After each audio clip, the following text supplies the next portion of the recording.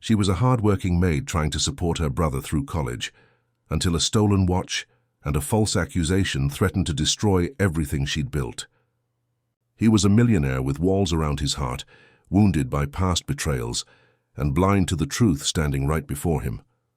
What begins as a humiliating confrontation in a mansion study spirals into a dangerous game of manipulation when his jealous cousin decides this blossoming romance must be crushed at all costs.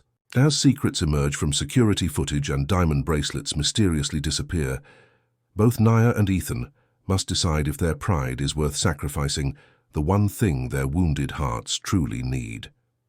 Hit subscribe right now and drop a comment if you've ever had to choose between protecting yourself and risking everything for love. The chandelier sparkled like 1,000 stars above the crowded room. Nia Carter moved quietly through the sea of expensive suits and glittering dresses, her black uniform helping her blend into the background. She balanced a silver tray of champagne glasses with careful hands. "More champagne, miss?" she asked a woman in a red dress, her voice soft and polite. The woman barely glanced at Nia before taking a glass. Nia was used to being invisible. That was part of being good at her job. At 24, Nia had worked as a maid for 3 years. This job at Ethan Ward's mansion paid better than her previous positions. The money helped her support her younger brother's college education. She was proud of that, even if the work sometimes made her feel small. She caught a glimpse of her boss across the room. Ethan Ward stood tall among his guests, his dark suit perfectly fitted to his broad shoulders. At 30, he was young to be so wealthy and successful. His chiseled jawline and striking blue eyes made many of the female guests flutter around him like moths to a flame.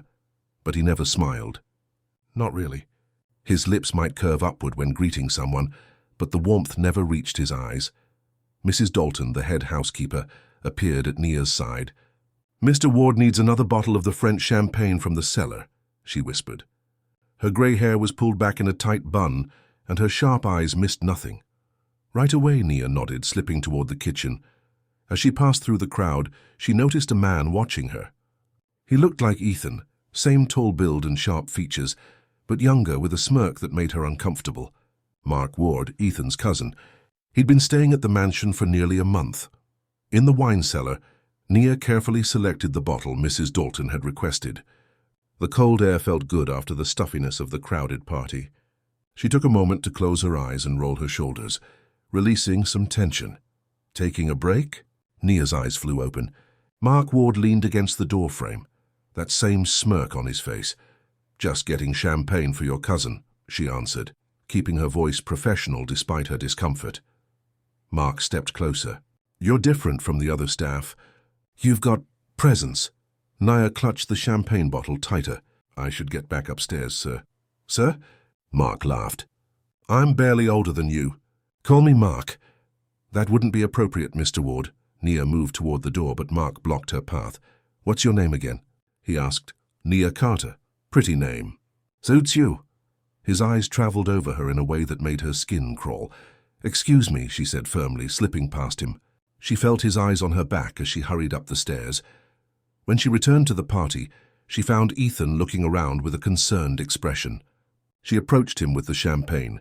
"Here's the bottle you requested, Mr. Ward." His blue eyes landed on her and she felt a strange flutter in her chest. Up close, she could see the tiny lines at the corners of his eyes. Signs of stress, not laughter. "Thank you, Nia." His voice was deep and smooth. He rarely used her name, and hearing it sent an unexpected shiver through her. Before she could respond, a commotion erupted near the main staircase. A tall man with silver hair was patting his pockets frantically. "My watch," he exclaimed. "My Patek Philippe is missing." The room fell silent. All eyes turned toward the distressed guest. "Are you certain, Senator Harris?" Ethan asked, moving quickly to his side. "Absolutely. I checked the time just 30 minutes ago." "It's gone now." Whispers rippled through the crowd. Nia continued her work, though she felt uneasy about the accusation hanging in the air. Perhaps it slipped off. A woman suggested. "Impossible," the senator replied. "The clasp was secure." Mrs. Dalton appeared at Ethan's side, speaking in a hushed tone. He nodded, his expression grim. "Ladies and gentlemen," Ethan addressed the room, "please stay where you are for a moment while we look into this matter." The party's cheerful mood evaporated. Guests clustered together, whispering behind raised hands. Nia continued collecting empty glasses, aware of suspicious glances thrown toward the staff. A firm hand gripped her elbow. She turned to find Mrs. Dalton's stern face. "Mr. Ward would like to see you in his study," the older woman said quietly. Nia's stomach dropped. "Me? Why?" "Just come." Mrs. Dalton's voice left no room for argument. Heart pounding, Nia followed the housekeeper through the mansion to Ethan's study. The senator stood there along with Ethan and Mark. "Is this the girl?" the senator asked. "This is Nia Carter," Ethan confirmed, his voice neutral. Nia looked between them, confusion giving way to understanding. "You think I took the watch?" Her voice came out stronger than she expected. "Several guests saw you near the senator earlier this evening," Mrs. Dalton explained. "I was serving drinks to everyone," Nia protested. "That doesn't make me a thief." The senator stepped forward. "Young lady, that watch is worth more than you'd earn in 10 years. Just return it and we can forget this happened." Anger burned in Nia's chest. "I don't have your watch, sir." "Perhaps we should check," Mark suggested smoothly. "For everyone's peace of mind." Nia stared at him, seeing something in his eyes that sent chills down her spine. "Empty your pockets and apron." "Please," Mrs. Dalton instructed. "This is humiliating," Nia said, her voice shaking with anger. "I didn't take anything." Ethan watched her, his face unreadable. "It's just procedure, Ms. Carter." His formality stung worse than the accusation. Just hours ago she'd been Nia. Now under suspicion she was Ms. Carter. With trembling hands she turned out her apron pockets. Nothing but a small notepad, a pen and a tissue emerged. "Perhaps it's on her person," the senator suggested. Nia's eyes flashed with fury. "I am not going to be searched like a criminal." "No one's suggesting that," Ethan said quickly, though the senator's face suggested otherwise. "Then what are you suggesting?" Nia demanded, tears of anger threatening to spill. "That I stole a watch worth more than my life while serving drinks to 24 people who barely notice I exist. That I'm stupid enough to hide it in my uniform?" Ethan studied her face for a long moment. Something shifted in his expression. "We have security cameras," he said finally. "Let's review the footage before making accusations." The senator huffed. "This seems unnecessary." "It's obvious." "It's my house, Senator," Ethan interrupted firmly. "We'll do this my way." He led them to a small room off the main hallway. Multiple screens showed different areas of the mansion. Ethan tapped on a keyboard, rewinding footage from the main hall. Nia stood with her arms crossed, heart pounding. If the footage didn't clear her, she'd lose this job and possibly worse. Her brother's tuition payment was due next week. On screen, the party played backward in jerky motions. Ethan slowed the footage when the senator appeared. "There," he pointed. "That's you, Senator, checking your watch." They watched as the senator moved through the crowd, stopping to chat with various guests. Nothing seemed unusual until Mark appeared beside him. Ethan leaned forward, his eyes narrowing. He slowed the footage further. There it was. As Mark clapped the senator on the shoulder, his other hand moved quickly to the man's wrist. A subtle movement, easily missed in the crowded room, but the camera caught it clearly. The watch disappeared into Mark's pocket. Silence filled the room. Nia felt light-headed with relief. "I believe we've found our answer," Ethan said quietly. The senator stared at the screen, then at Mark, who stood frozen in the doorway. "This is absurd," Mark spluttered. "The footage is unclear. She probably put you up to this." Ethan's jaw tightened. "The footage is perfectly clear, Mark. Return the senator's property now." Mark's face flushed red. He reached into his pocket and pulled out the gleaming watch. "It was just a joke," he muttered, not meeting anyone's eyes. The senator snatched his property back. "Some joke. I nearly accused an innocent woman." Mrs. Dalton placed a hand on Nia's shoulder. "I'm sorry, dear." But Nia wasn't looking at Mrs. Dalton. She was watching Ethan, waiting for him to meet her eyes. When he finally did, she saw regret there. "Miss Carter," he began, "I sincerely apologize for this misunderstanding." Her pride stung more than her fear had. "Misunderstanding?" she repeated. "Is that what we're calling it?" Without waiting for permission, she turned and walked out, her back straight despite the tears threatening to fall. Nia woke before dawn the next morning, her eyes puffy from crying. She'd spent hours debating whether to return to the mansion or find another job. Pride said leave. Practicality said stay. at least until she found something else. Her small apartment was quiet. Her roommate Grace would still be asleep. Nia dressed in her uniform and headed out, the early morning air cool against her face. The mansion was quiet when she arrived. Most of the party mess had been cleaned up the night before, but there were still glasses to wash and floors to polish. She worked silently, focusing on each task to keep her mind busy. The humiliation of the previous night burned fresh whenever she let herself think about it. "You're here," Ethan's voice startled her. She turned to find him standing in the doorway of the dining room, already dressed in a crisp button-down shirt and slacks despite the early hour. "I have a job to do," she replied stiffly. He stepped into the room. "Nia, I want to apologize again for last night." "You already did." She continued wiping the large dining table. "No," I said words. "You deserve more than that." He moved closer. "I should have trusted you. I shouldn't have allowed that accusation to happen." Nia finally looked at him. "Do you know what it feels like? To be singled out? To have everyone assume the worst about you?" Something flickered in his eyes. Pain, perhaps. "I can't say I do. Not in the same way." "Then your apology doesn't mean much, does it?" She turned back to her work. The silence stretched between them. She expected him to leave, to retreat to his position of power and comfort. Instead, he pulled out one of the dining chairs and sat down. "You're right." His unexpected agreement made her pause. "I've never been in your position," he continued, "but I do know what it's like to be judged unfairly. To have people see only what they expect to see." Nia's hands stilled on the table. "What do they expect to see when they look at you? Success, wealth, power?" "They see my father's son," he replied simply. "A cold businessman. Someone who can't be trusted with emotions." For the first time, she really looked at him. The tension in his shoulders, the careful control in his expression. "And is that wrong?" she asked, genuinely curious now. A faint smile touched his lips. "Partly right, partly wrong. Like most assumptions." The kitchen door swung open and Mrs. Dalton entered. Her eyes widened at finding them together. "Mr. Ward, I didn't realize you were up." "Just chatting with Nia," he replied, standing. "She was kind enough to come in this morning despite last night's incident." Mrs. Dalton's face softened. "Yes, well, we're fortunate she did." She turned to Nia. "Though I would have understood if you hadn't." Nia nodded, surprised by the housekeeper's gentleness. "I've asked Mark to leave," Ethan said suddenly. "He's packing now." "Good riddance," Mrs. Dalton muttered. Ethan's eyes found Nia's. "I hope you'll stay." It wasn't quite a question. Nia held his gaze, letting him wait for her answer. "I need this job," she said finally. "So yes, I'll stay. For now." He nodded, accepting her terms. For now. The days fell into an uneasy rhythm. Nia performed her duties perfectly, but kept her interactions with Ethan minimal and professional. He respected her distance, though she often caught him watching her when he thought she wouldn't notice. Mark had indeed left the mansion, though Nia overheard staff gossip that Ethan had given him money to start fresh elsewhere. The knowledge soured her already low opinion of the wealthy man. A week after the party incident, Nia stayed late to help Mrs. Dalton prepare for a small dinner Ethan was hosting the next evening. "Polish the silver, would you, dear?" Mrs. Dalton asked. "I need to finish the menu."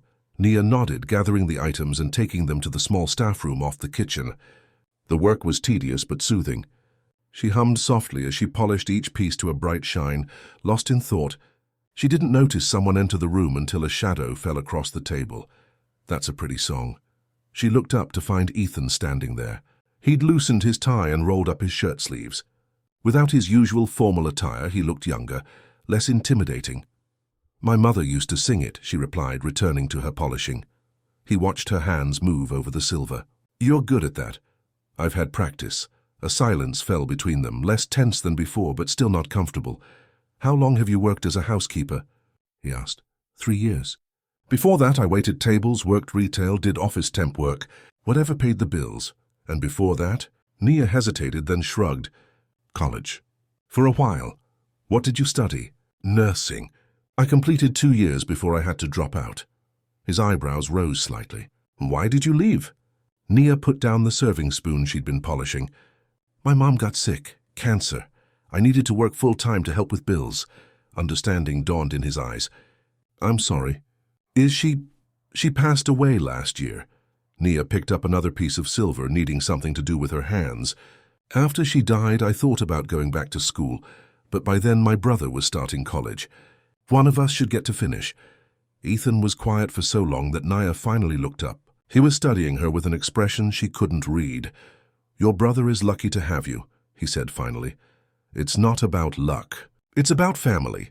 You do what you have to do." She returned to her polishing. "What about your family?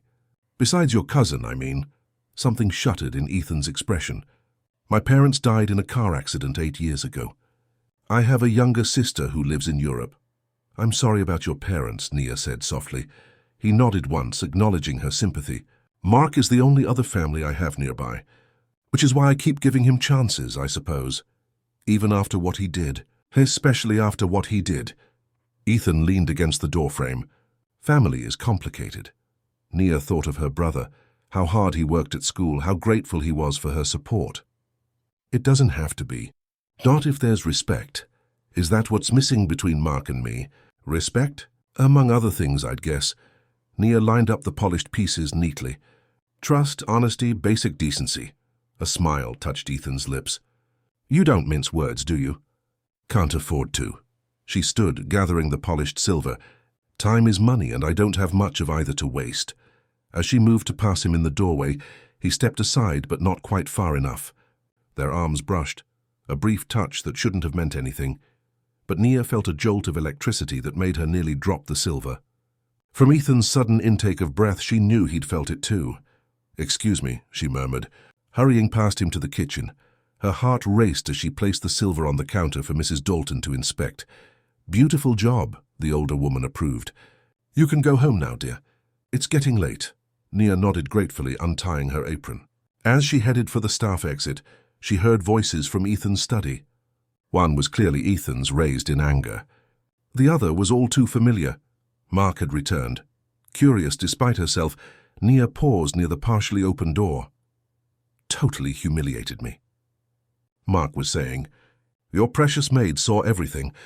"You humiliated yourself," Ethan replied coldly. "You stole from a guest in my home. It was a prank. And you took her side." "I took the side of truth, Mark. The camera footage was clear." There was a pause, then Mark's voice lowered. "You like her, don't you? That's what this is really about. Don't be ridiculous. I've seen how you look at her." Ethan Ward falling for the help. "Wait till your business partners hear about this." "Get out." Ethan's voice was deadly quiet. "And don't come back until you're ready to apologize, to me and to Nia." Heavy footsteps approached the door. Nia quickly moved away, ducking into a nearby bathroom. Her heart pounded as she heard Mark storm past, cursing under his breath. She waited until his footsteps faded, then slipped out and hurried toward the exit. But she wasn't quick enough. "Nia," she froze at Ethan's voice. Turning slowly, she found him standing in the hallway, his face unreadable in the dim light. "I was just leaving," she explained unnecessarily. "Did you hear?" he asked simply. Honesty seemed the only option. "Some of it." "I didn't mean to eavesdrop." He nodded, accepting this. "Mark has a talent for causing problems, so I've noticed." They stood in awkward silence for a moment. "What he said," Ethan began. "It's none of my business," Nia cut him off quickly. "No, but—" He ran a hand through his dark hair, a rare gesture of uncertainty. "I want you to know that I don't think of you as the help. That's Mark's view, not mine." Nia wasn't sure how to respond. What did he think of her as then? "I should go," she said finally. "My roommate will be wondering where I am." "Of course." He stepped back, giving her space. "Good night, Nia." "Good night, Mr. Ward." A flicker of something, disappointment, crossed his face at her formal address. But Nia needed that boundary. The strange flutter in her chest when he was near scared her. She couldn't afford to feel anything for Ethan Ward. He was her employer, a millionaire, a man from a completely different world.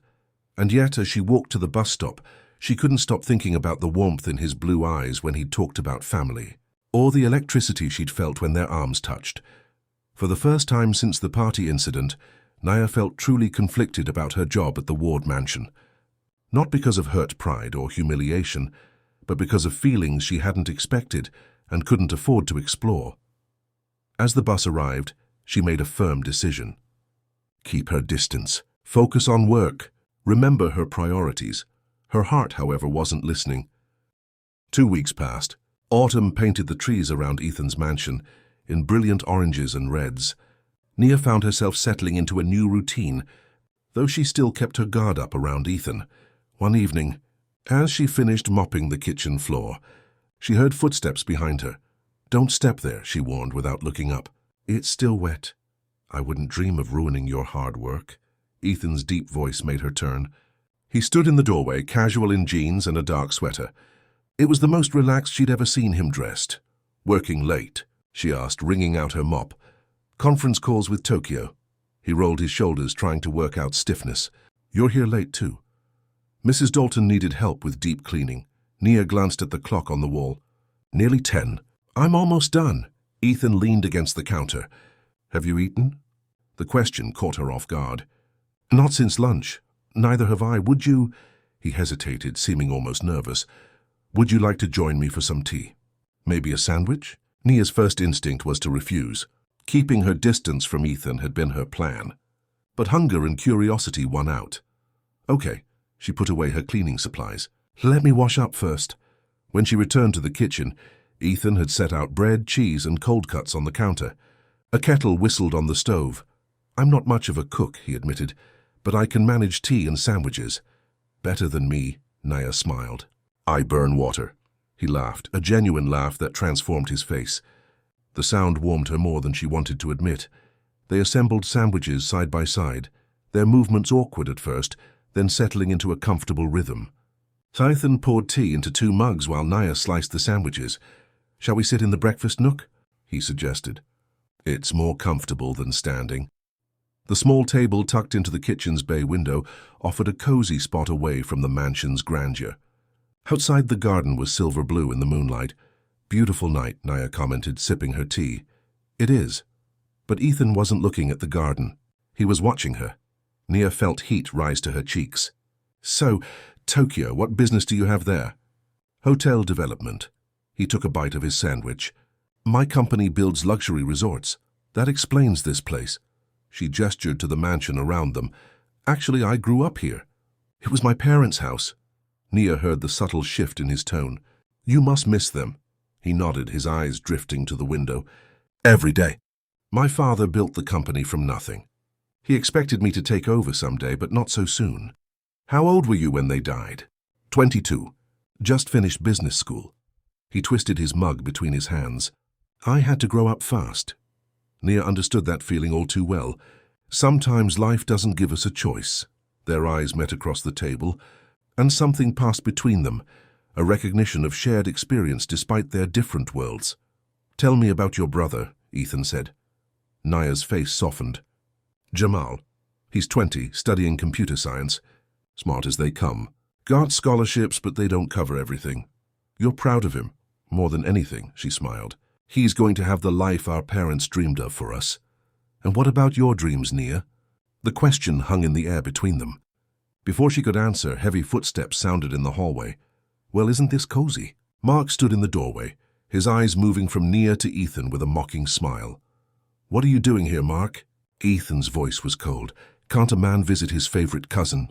Mark sauntered into the kitchen, helping himself to a slice of cheese from their plate. "Though I see you're busy with staff relations." Nia stiffened, anger flashing in her eyes. "I should go." "Don't," Ethan said quickly. "Mark is leaving."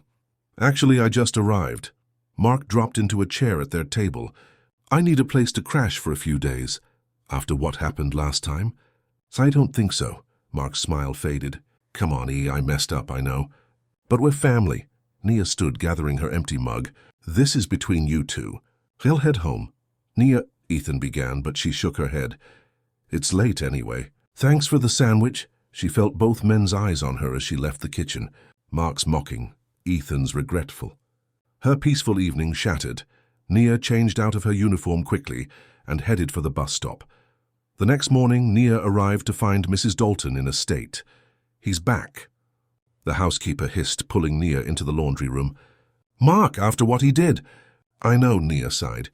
"I saw him last night." Mrs. Dalton's eyebrows shot up. "You were here last night?" "I stayed late to help with cleaning, remember?" Nia busied herself folding towels.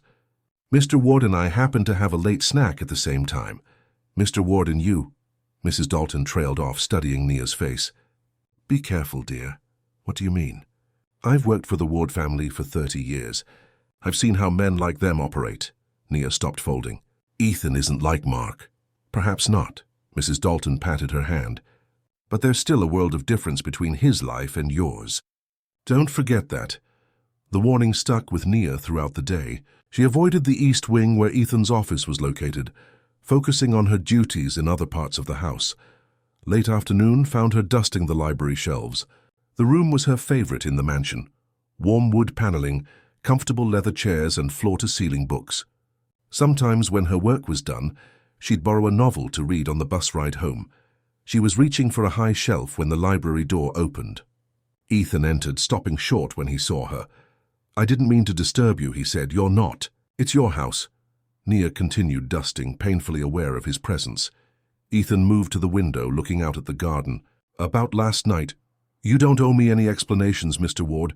He turned, frowning. We're back to Mr. Ward now? Nia sighed, setting down her duster. What do you want from me, Ethan? Friendship. We're not equals here. You pay my salary. Is that how you see us? Employer and employee, nothing more? Isn't that what we are? She challenged. He stepped closer.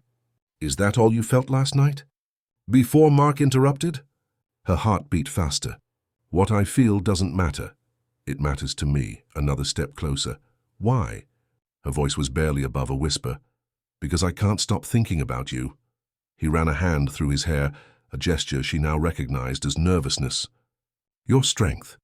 Your kindness. The way you stood up to me when I was wrong. Nia felt like she couldn't breathe. This couldn't be happening. This is a bad idea, she managed. Probably, he agreed. But I don't care. He was so close now that she could see the different shades of blue in his eyes. Could smell his cologne, something expensive but subtle. Ethan, she began, not knowing what would follow his name. The library door swung open. Mr. Ward, there you... Oh. Mrs. Dalton stopped short, her eyes darting between them. I didn't realize you were busy. Ethan stepped back, his professional mask slipping into place. What is it, Mrs. Dalton? Your 3 o'clock appointment is here. Thank you. I'll be right there. Mrs. Dalton nodded and left. But her disapproving look lingered in the air. I should get back to work, Nia said quietly. Ethan looked like he wanted to say more, but instead he nodded. We'll talk later, but they didn't get the chance. For the next few days, Ethan was buried in meetings, and Nia worked her shifts, keeping a careful distance. The almost moment in the library hung between them, unresolved. On Friday evening, Nia found a note slipped under the staff room door. Meet me in the garden at 9 p.m. E. Her hands trembled as she read it. Going would be crossing a line. Not going would be denying what was growing between them. At 8:55, she stepped into the garden. Tiny lights twinkled in the trees, casting a magical glow over the stone pathways and autumn flowers. Ethan stood by a bench near the small fountain, his back to her. You came, he said, turning at the sound of her footsteps. I probably shouldn't have. She hugged her arms against the evening chill. He removed his jacket and placed it around her shoulders. The warmth and his scent enveloped her. I've been trying to stay away from you, he admitted. It would be simpler. Much simpler, she agreed. But I can't. He took her hand, his thumb brushing over her knuckles. I can't stop thinking about you, Nia. His touch sent tingles up her arm. This could cost me my job.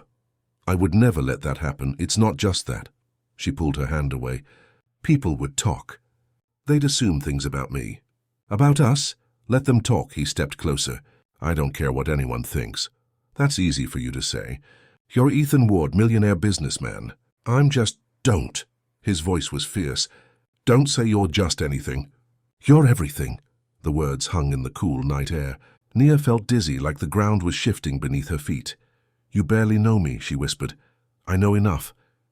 He reached out, his fingers gently touching her cheek. I know I want to know more. She should step away. She should remember the worlds of difference between them. She should listen to Mrs. Dalton's warning. Instead, Nia found herself leaning into his touch. I'm scared, she admitted. Of what? Of feeling this way. Of being wrong about you. He smiled softly. I'm scared too. That surprised her. You? What are you afraid of? Letting someone in. After my parents died, I built walls. It was easier than risking loss again. Nia understood that too well. After her mother's death, she'd thrown herself into work, into helping Jamal, safer than opening her heart. Ethan's hand moved from her cheek to take her hand again. This time she didn't pull away. "Can we just see where this goes?" he asked. "No pressure, no expectations." Before she could answer, the garden lights flickered. Then came Mrs. Dalton's voice calling from the terrace. "Mr. Ward, telephone for you." "It's Tokyo again." Ethan sighed, squeezing Nia's hand. "I have to take this. Will you wait?" She nodded, not trusting her voice. "I'll be quick," he promised, then hurried toward the house. Alone in the garden, Nia sat on the bench, her thoughts swirling. What was she doing? Getting involved with Ethan could only lead to heartbreak. They lived in different worlds. And yet, the way he looked at her made her feel truly seen for the first time in years. So it's true. "My cousin really has fallen for the maid." Mark's voice shattered her thoughts. He emerged from the shadows, a drink in his hand. "Go away, Mark," she said firmly. "Can't blame him, I suppose." He circled around her, his eyes moving over her in that way she hated. "You are pretty. For your type." Anger flared in her chest. "What exactly is my type?" "You know what I mean." His smile was ugly. "The help. The working class. Whatever you want to call it. I call it honest work." She stood, no longer willing to sit while he loomed over her. "Something you wouldn't understand." His smile vanished. "You think you know me?" "You think you know Ethan?" "I know enough." He laughed, the sound harsh in the peaceful garden. "You know nothing. Ethan's playing with you. It's what he does when he's bored. You're lying." But a seed of doubt took root in her mind. "Am I?" "Ask him about Rebecca. His last special friend from the staff. Or Melissa before that." Nia's stomach twisted. "I don't believe you." "Believe what you want," Mark shrugged. "But when he gets tired of you, and he will, don't say I didn't warn you." He sauntered away, leaving Nia trembling with anger and uncertainty. The jacket around her shoulders suddenly felt heavy, suffocating. Was Mark telling the truth? Did Ethan make a habit of pursuing staff members? The doubt gnawed at her. When Ethan returned 10 minutes later, he found her standing rigid by the fountain. "Sorry about that," he said, not yet noticing her change in mood. "Tokyo business hours are terrible for us. Who's Rebecca?" The words burst from her before she could reconsider. Ethan froze. "What? Rebecca? And Melissa? Mark said they were your special friends from the staff." His face darkened. "Mark spoke to you? Is it true?" Her voice was steady despite the turmoil inside. Ethan's jaw tightened. "Rebecca was my personal assistant 3 years ago. We dated briefly. She didn't work in my home. Melissa was a business associate, not staff at all. But you did have relationships with them. Yes, normal adult relationships that ended for normal reasons." He stepped toward her. "What exactly did Mark tell you?"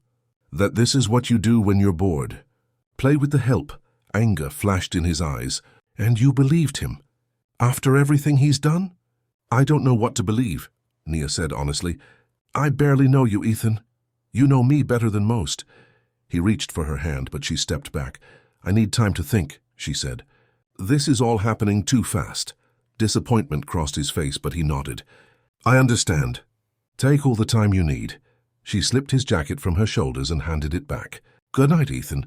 As she walked back to the house, she felt his eyes following her, but he didn't try to stop her. Part of her wished he had. The following days were awkward. Nia performed her duties perfectly, but avoided being alone with Ethan. He respected her request for space, though she often caught him watching her with longing in his eyes. Mark, meanwhile, seemed to enjoy the tension he'd created. He made a point of being wherever Nia worked, making sly comments just loud enough for her to hear. "Ethan's in Tokyo next week," he told Mrs. Dalton loudly as Nia cleaned nearby. "Meeting with that gorgeous hotel heiress again. What was her name? Kimiko?" Mrs. Dalton merely humphed and walked away, but Nia felt the sting of his words. Was there a Kimiko? Did it matter if there was? On Wednesday afternoon, Nia was changing linens in one of the guest rooms when Ethan appeared in the doorway. "Can we talk?" he asked quietly. She nodded, setting down the fresh pillowcases. "I'm going to Tokyo tomorrow," he said. "Business trip. I'll be gone for 5 days, I heard." She kept her voice neutral. "Mark's leaving too. Today, actually. He found an apartment." Ethan stepped into the room. "I wanted to clear the air before I go." Nia waited, her heart pounding. "Mark lied to you," Ethan continued. Yes, I dated Rebecca. It ended when she took a job in Chicago. Melissa and I dated for 6 months until we realized we wanted different things. There's no pattern. No game. Why would he lie? Nia asked. Because he resents me. Always has Ethan's side. My father favored me. Left Mark nothing in his will. He's been angry ever since. It made sense, but doubt still lingered. What about Kimiko? Surprise registered on Ethan's face. The hotel owner's daughter? She's married with 3 children. Relief washed over Nia, followed by embarrassment that she'd been manipulated so easily by Mark's insinuations. I feel foolish, she admitted. Don't. Ethan moved closer. Mark is very good at twisting things. It's not your fault. They stood in silence for a moment, the air between them charged with unspoken feelings. When I get back from Tokyo, Ethan said finally, I'd like to take you to dinner. Not here, somewhere special. A real date. Nia's heart skipped. What would people say? I don't care what people say. He took her hand and this time she didn't pull away. I only care what you say. She looked up at him at the hope and vulnerability in his eyes. Yes, she whispered. I'd like that. His smile was brighter than she'd ever seen it. I'll count the days. Without warning, he raised her hand to his lips and kissed it gently. The touch sent warmth spiraling through her. Be safe in Tokyo, she said softly. I will. He reluctantly released her hand. And Nia? Don't listen to anything Mark says while I'm gone. With one last smile, he left her standing among the fresh linens, her hand still tingling from his kiss. That night, Nia shared everything with Grace over takeout in their tiny apartment. Girl, you're living a romance novel. Grace exclaimed, wide-eyed. The millionaire falls for the maid. It's not like that, Nia protested. He's just Ethan and I'm just me. Grace raised an eyebrow. A gorgeous, successful man wants to date you, and you're trying to talk yourself out of it. Why? Nia pushed her food around her plate. What if it doesn't work? What if Mark's right and Ethan gets bored with me? What if he doesn't? Grace countered. What if he's genuinely falling in love with you? Love. The word made Nia's stomach flip. Was that what she was feeling? Was it what Ethan felt? It's too soon for that, she said firmly. Maybe, Grace shrugged. But don't sabotage something good because you're scared. Nia knew her friend was right. Her whole life she'd played it safe, practical, responsible.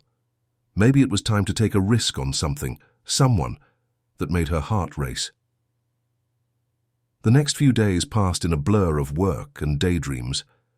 Ethan texted her from Tokyo, simple messages that made her smile, missing the garden conversations. 12-hour meetings should be illegal. 3 more days. Mark, true to Ethan's word, had moved out, taking his toxic presence with him. The mansion felt lighter without him. On Saturday evening, Nia was dusting the master bedroom, a task usually reserved for Mrs. Dalton, when she noticed something glittering on Ethan's dresser, a diamond tennis bracelet, casually tossed beside his watch case. She carefully dusted around it, making sure not to touch the expensive piece. As she moved to the nightstand, the bedroom door opened. Mark stood there, apparently not gone for good, as Ethan had believed. What are you doing in Ethan's room? He demanded. Cleaning, she answered simply. Mrs. Dalton asked me to cover for her today. He stepped inside, looking around suspiciously. Convenient. Alone in my cousin's bedroom with all his valuables. Nia put down her duster, anger rising. What exactly are you implying? Nothing, nothing. His smile was sly. Just making an observation. I'll be done in 5 minutes, she said coldly. Then the room is all yours. No rush. He wandered to the dresser, picking up the diamond bracelet. Pretty, isn't it? Ethan bought this for Kimiko last year. Nia kept her face neutral, remembering Ethan's warning. I wouldn't know. Of course you wouldn't. Mark twirled the bracelet, letting it catch the light. Just like you don't know about his yacht in Monaco or his private island near Fiji. His business is his business. Nia moved to the door. I'm finished here. He'll never marry you, you know. Mark's words stopped her at the threshold. He might play with you for a while, but when it comes to marriage, Ethan will choose someone from his world. Someone who can help his business. Someone who fits. Nia turned slowly. No one said anything about marriage. Not yet, Mark smirked. But isn't that what all girls like you dream of? Marrying rich? The Cinderella story?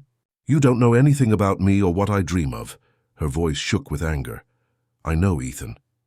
Mark set down the bracelet. And I know he'll tire of this little adventure eventually.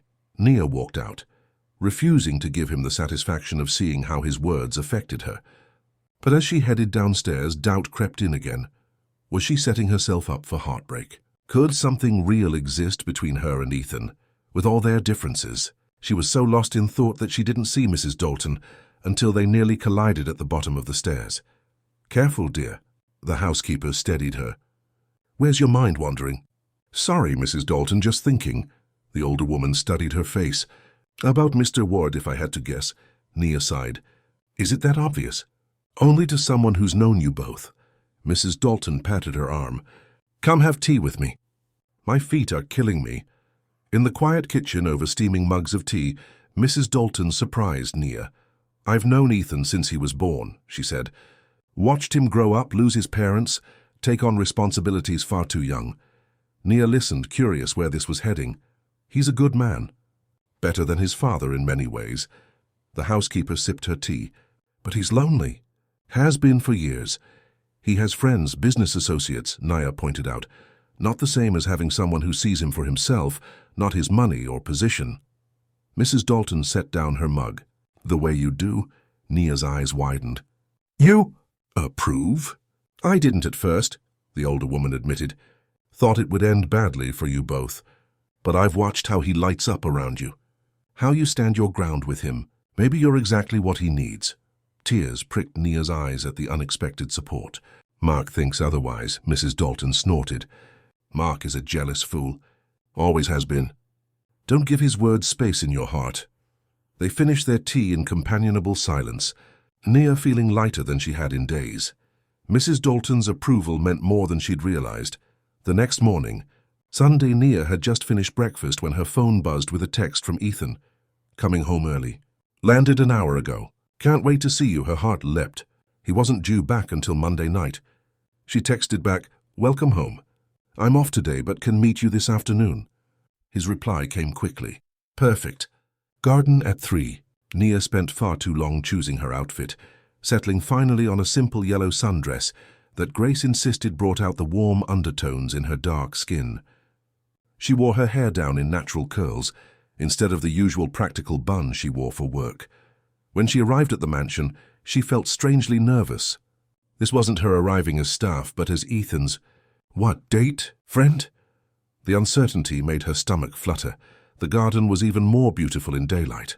Late roses bloomed alongside autumn chrysanthemums, creating a tapestry of color against the green lawns and stone pathways. Ethan waited by the fountain, casual in jeans and a light blue button-down that matched his eyes. When he saw her, his face transformed with a smile that made her knees weak. "You're a sight for sore eyes," he said, taking her hands in his. "Rough trip?" she asked. "Endless meetings, terrible food, and not a single person who makes me smile the way you do." He squeezed her hands. "I missed you." The simple honesty in his voice melted her remaining doubts. "I missed you too." They walked through the garden, hands intertwined, talking about his trip, her week, everything and nothing. With each step, Nia felt the connection between them strengthen. At the garden's edge, a small gazebo offered shade from the afternoon sun. They sat on its wooden bench, shoulders touching. "I have something for you," Ethan said, reaching into his pocket. Nia tensed, Mark's words about the diamond bracelet flashing through her mind. "You didn't need to get me anything." "It's nothing expensive," he assured her, seeming to read her concern. "Just something that made me think of you." He held out a small box. Inside, nestled on cotton, was a delicate cherry blossom pin carved from pale pink stone. "It's rose quartz," he explained. "I was told it represents love and healing. The woman who sold it to me said it helps open the heart to trust again." Tears welled in Nia's eyes, not because of the gift's beauty, though it was beautiful, but because of the thought behind it. He understood her fears, her hesitation to trust. "It's perfect," she whispered, touching it gently. "May I?" he asked, taking the pin from its box. She nodded, and he carefully pinned it to her dress, his fingers brushing against the fabric over her heart. "Thank you," she said. Looking up at him, his eyes dropped to her lips, then back to her eyes, asking a silent question. Slowly, giving her time to pull away, he leaned closer. Their lips met softly at first, a gentle exploration. Nia felt the world fade away, as his hand came up to cradle her cheek. The kiss deepened, expressing everything they hadn't yet put into words. When they finally pulled apart, both were breathless. Ethan rested his forehead against hers. "I've wanted to do that since the night in the library," he confessed. "Me too," she admitted. He smiled, stroking her cheek. "I don't want to rush this, Nia. I want to do it right."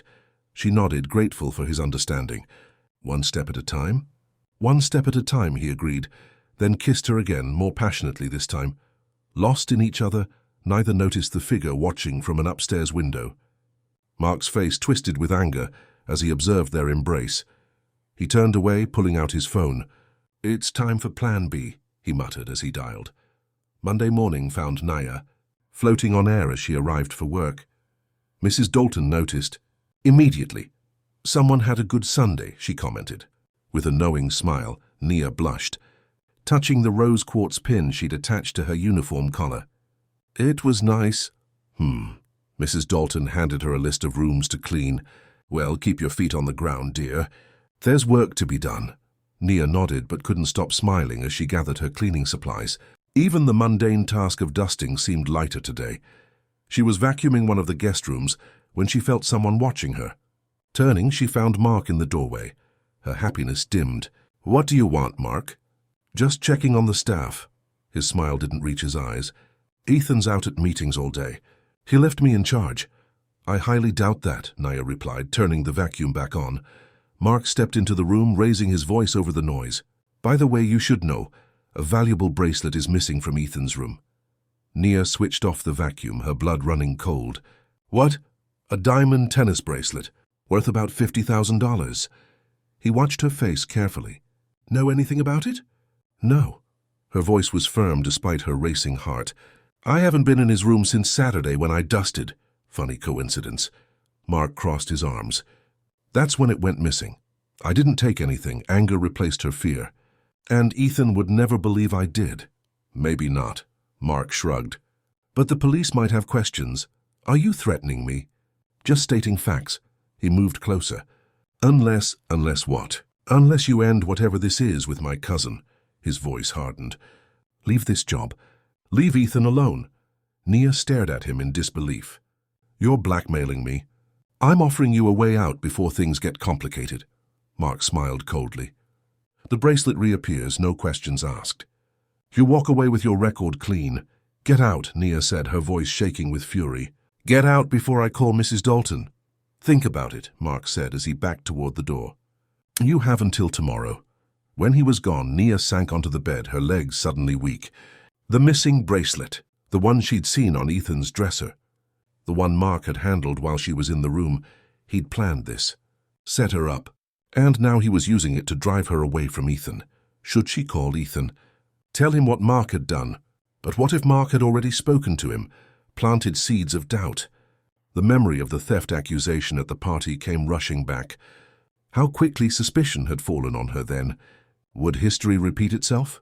By the time her shift ended, Nia had made her decision.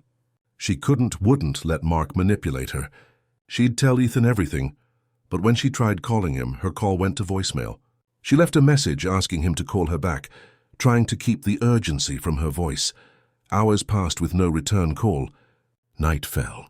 Nia paced her small apartment, checking her phone every few minutes. "What's wrong?" Grace asked, watching her with concern. "I haven't stopped moving since you got home." Nia explained Mark's accusations and threats. "That snake," Grace exclaimed. "You have to tell Ethan." "I've tried." Nia showed her the unanswered messages. "I must be busy." "Go to the mansion," Grace suggested. "Talk to him in person. It's almost midnight." "So this is important, Nia, your reputation." "Your relationship." Nia hesitated, then nodded. Grace was right. This couldn't wait. She took a cab to the mansion, the night air cool against her skin as she walked up the long driveway. A light still burned in Ethan's study. He was awake. Gathering her courage, she rang the bell. After a long moment, the door opened. Ethan stood there, looking tired and, to her shock, angry. "Nia." His voice was flat. "I was going to call you in the morning." "I need to talk to you," she said. "It's important." He stepped back, letting her enter. The foyer felt colder than she remembered. "If this is about the bracelet," he said, leading her to his study, "Mark already told me." Her heart sank. What exactly did he tell you? That an expensive piece of jewelry is missing. That you were the last person in my room before it disappeared.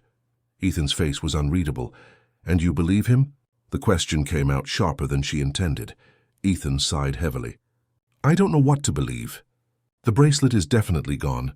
I didn't take it, Ethan. She stepped toward him. Mark set me up. He was there when I was cleaning. He handled the bracelet himself. Doubt flickered in Ethan's eyes. Why would he do that? To drive us apart. He told me so himself. Said if I ended things with you and quit, the bracelet would reappear and no one would ask questions.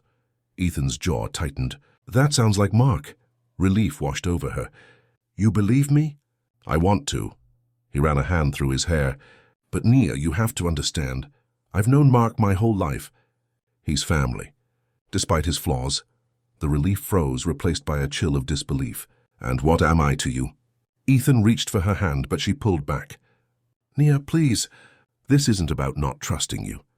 It's about needing proof before I accuse my cousin of something this serious. After everything he's done? After he framed me for theft once already? Her voice rose with each question. You still need proof? The security camera in my bedroom was disabled, Ethan explained. There's no footage this time. How convenient. Tears of frustration burned behind her eyes. Who do you think disabled it, Ethan? He had no answer. I thought things were different between us now, she said quietly. I thought, after everything, you trusted me. I do, but no, she cut him off. There's no but in trust. You either do or you don't. She turned toward the door, hurt and anger propelling her forward. Where are you going? He called after her. Home. She paused in the doorway. And tomorrow I'm giving Mrs. Dalton my notice. Nia, don't please. He crossed the room to her. We can figure this out together. She looked up at him, at the face she'd grown to care for so deeply. When you're ready to trust me completely, no doubts. No hesitations, you know where to find me. With those words, she walked out of his study and out of his mansion, tears finally spilling down her cheeks as she reached the driveway. Behind her, Ethan stood in the doorway, his own heart breaking as he watched her go. But pride and lingering doubt kept him from following. As Nia disappeared into the night, both wondered if what they'd found so briefly was already lost forever. Ethan stood in the empty foyer long after Nia left, her final words echoing in his mind. The mansion had never felt so vast and hollow. He returned to his study, collapsing into his leather chair. On his desk sat the police report form he'd started filling out about the missing bracelet. Mark had insisted it was necessary. Mark doubt crept in, not about Nia this time, but about his cousin. He recalled Mark's smirk when Nia had been accused at the party. His anger when the security footage cleared her. His obvious jealousy whenever Ethan showed interest in her. Could Nia be right? Would Mark really go this far? Ethan closed his eyes, remembering Nia's face as she walked out, the hurt in her eyes, the dignity in her posture even as tears fell. He'd failed her. Again. With sudden resolve, he stood and strode to the security room. If the bedroom camera was disabled, perhaps other cameras had caught something. For the next 2 hours, Ethan reviewed footage from every hallway camera. Most showed nothing unusual. Then on Saturday evening, he spotted Mark entering his bedroom shortly after Nia left. Mark stayed for nearly 15 minutes. What were you doing in there? Ethan muttered, fast-forwarding. The next clip showed Mark leaving the room, glancing around furtively, something small clutched in his hand. Ethan's blood ran cold. It wasn't definitive proof, but it was suspicious. He needed to confront Mark. Dawn was breaking when Ethan finally went to bed, his mind too troubled for sleep. When he did doze off, he dreamed of Nia walking away, always just out of reach. He woke to the sound of his phone buzzing. Mrs. Dalton, sir. Nia's just handed in her resignation, the housekeeper said, her voice concerned. She won't tell me why, but she looks like she's been crying. I know why, Ethan replied grimly. Tell her not to leave yet. I need to talk to her. I'll try, but she seems determined. Ethan dressed quickly and headed downstairs, hoping to catch Nia before she left. But as he reached the foyer, the front door opened and Mark strolled in. Morning, cousin, Mark said cheerfully. Beautiful day, isn't it? Ethan's hands curled into fists. Where were you just now? Breakfast in town. Their omelettes are better than anything our chef makes. Mark moved to pass, but Ethan blocked his way. I saw the security footage, Mark. You went into my room after Nia cleaned it. What did you take? Mark's smile faltered. What are you talking about? The bracelet. Did you take it to frame Nia? Ethan stepped closer. Tell me the truth. You're being ridiculous, Mark scoffed, but his eyes darted away. Why would I do that? Because you can't stand to see me happy. Because you're jealous.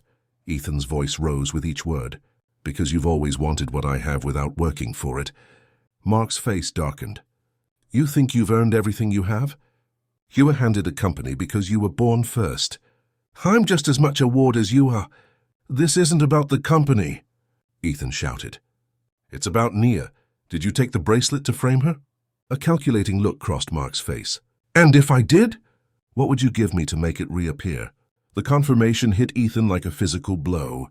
His cousin had deliberately tried to ruin an innocent woman. To hurt them both, you disgust me, Ethan said, his voice deadly quiet. Where is it? Safe, Mark smirked. Let's make a deal. I return the bracelet. You set me up with a position in the Tokyo office, vice president level. My own apartment, company car. Ethan stared at his cousin, seeing him clearly perhaps for the first time. The entitlement, the cruelty, the emptiness where family loyalty should be. No deal, Ethan said. Get out of my house. Mark's smirk vanished. You're choosing the maid over your own blood. I'm choosing decency over dishonesty. Integrity over manipulation. Ethan stepped closer, towering over his cousin. Nia is worth 1,000 of you. You'll regret this, Mark hissed. I'll tell everyone about your little romance with the help. What will your board of directors think? Tell whoever you want. Ethan opened the front door. But first, give me the bracelet. It's not on me, Mark sneered.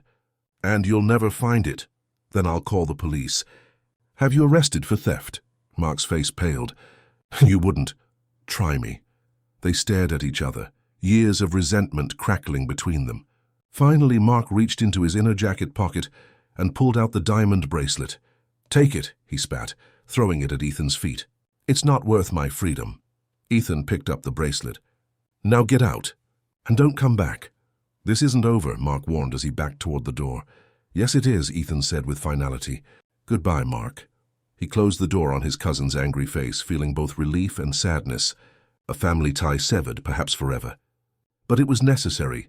Now he had to find Nia. In the staff quarters, Nia packed her few belongings into a small duffel bag. Her hands moved mechanically, her mind still replaying last night's conversation with Ethan. A soft knock interrupted her thoughts. Mrs. Dalton entered, her face lined with concern. Mr. Ward is looking for you, she said gently. I've already handed in my notice, Nia replied, continuing to pack. There's nothing more to say. He seems quite upset, Mrs. Dalton persisted. Something about a bracelet? And Mark? Nia's hands stilled. Did he find proof? I don't know, dear, but he asked you to wait. Nia zipped her bag closed. I can't, Mrs. Dalton, not this time. The older woman sighed. You care for him, don't you? That's the problem, Nia admitted, her voice breaking slightly. I care too much. And it hurts too much when he doesn't trust me. Mrs. Dalton patted her arm. For what it's worth, I believe in you. And I think he does too. He's just conflicted. That's not enough. Nia picked up her bag. Please tell him I wish him well. She hugged the surprised housekeeper, then walked out of the room that had been hers for the past months. Every step down the service corridor felt heavy, final. As she reached the back door, she heard rapid footsteps behind her. Nia, wait! Ethan's voice. She froze, her hand on the doorknob. Please, he called, closer now. Just give me 5 minutes. Slowly she turned. He stood at the end of the corridor, slightly out of breath, his hair disheveled as if he'd been running his hands through it. I'm leaving, Ethan, she said firmly. Though her heart betrayed her by speeding up at the sight of him. I know. He walked toward her. And I don't blame you. But before you go, I need to show you something. He held out his hand. In his palm lay the missing diamond bracelet. Nia stared at it, then at him. You found it. Mark took it, Ethan confirmed. Just like you said. I confronted him this morning. Relief washed over her. So you believe me now? It wasn't a question, but Ethan answered anyway. I believe you. I should have believed you last night. I should have trusted you from the start. Nia set down her bag, emotions warring inside her. Vindication, relief, lingering hurt. What changed your mind? I couldn't sleep after you left, Ethan explained. So I checked the other security cameras. Saw Mark going into my room after you left. When I confronted him this morning, he admitted everything. And the bracelet? He had it all along. Was trying to blackmail me into giving him a job in Tokyo. Ethan stepped closer. I threw him out. For good this time. Nia nodded, processing this. I'm glad you know the truth now. Nia, Ethan's voice softened. I'm so sorry. You were right. There's no but in trust. I should have trusted you completely. His apology was sincere, his blue eyes filled with regret. But Nia's wounded heart wasn't ready to forgive so easily. I appreciate your apology, she said carefully. But it doesn't change things. I still need to leave. Pain flashed across his face. I understand. But please know that I'll do whatever it takes to earn back your trust. To prove that I'm worthy of a second chance. She picked up her bag again. Goodbye, Ethan. This time he didn't try to stop her as she walked out the door. But his voice followed her into the cool morning air. This isn't goodbye. Nia. Not if I can help it. Grace found Nia curled on their couch that evening, staring blankly at the television. Ice cream emergency, Grace asked, holding up a pint of chocolate fudge. Nia managed a weak smile. Is it that obvious? You've been watching infomercials for 2 hours. Grace handed her a spoon. So what happened? Did you talk to Ethan? Between bites of ice cream, Nia recounted the confrontation with Ethan, Mark's confession, and her decision to leave anyway. Wait, Grace said when she finished. He apologized. He kicked his cousin out. He admitted he was wrong. And you still left? He didn't trust me, Grace, Nia insisted. When it mattered most, he doubted me. People make mistakes, Grace pointed out gently. Especially when family's involved. It's complicated. Trust shouldn't be complicated, Nia argued. But even to her own ears, her words sounded rigid. Grace took the empty ice cream container. You know what I think? I think you're scared. Of what? Of how much you care about him. Of how much it would hurt if things didn't work out. Grace sat beside her. So you're running before he can hurt you again. Nia opened her mouth to protest, then closed it. Was Grace right? Was she protecting herself by leaving? Maybe, she admitted finally. But how can I be with someone who doesn't believe in me completely? Has anyone ever believed in you completely? Grace asked. Have you ever believed in anyone that way? Without a single doubt ever? The question lingered between them. Nia thought of her brother, her mother. Even them she doubted at times. Small moments of uncertainty were human, inevitable. I don't know what to do, she whispered. Grace squeezed her hand. You don't have to decide tonight. Get some sleep. Things always look different in the morning. But sleep eluded Nia. She tossed in her narrow bed, replaying moments with Ethan, their first real conversation in the kitchen. His face when he gave her the rose quartz pin. The way his lips felt against hers in the garden. Had she made a mistake in walking away? Her phone buzzed on the nightstand. A text from an unknown number. This is Mrs. Dalton. Mr. Ward asked me to let you know he's returned your final paycheck, plus 1 month's salary as severance. The envelope is at the security gate whenever you want to pick it up. Nia sighed. So that was it. A clean break. Financial obligations fulfilled. A second text followed. He's not doing well, dear. Hasn't left his study in 2 days. Not that it's my place to say. Nia set her phone down, trying to ignore the pang in her heart at the thought of Ethan's suffering. It wasn't her responsibility anymore, if it ever had been. 3 days passed. Nia applied for new positions, went through the motions of daily life, but her heart wasn't in it. Everything felt flat, colorless. On the 4th day, her phone rang. An unfamiliar number. Hello? Nia Carter? This is Beverly Wilson from Wilson Staffing Agency. Nia sat up straighter. Yes, hello. Thank you for calling. I'm following up on your application. We have a position that might interest you.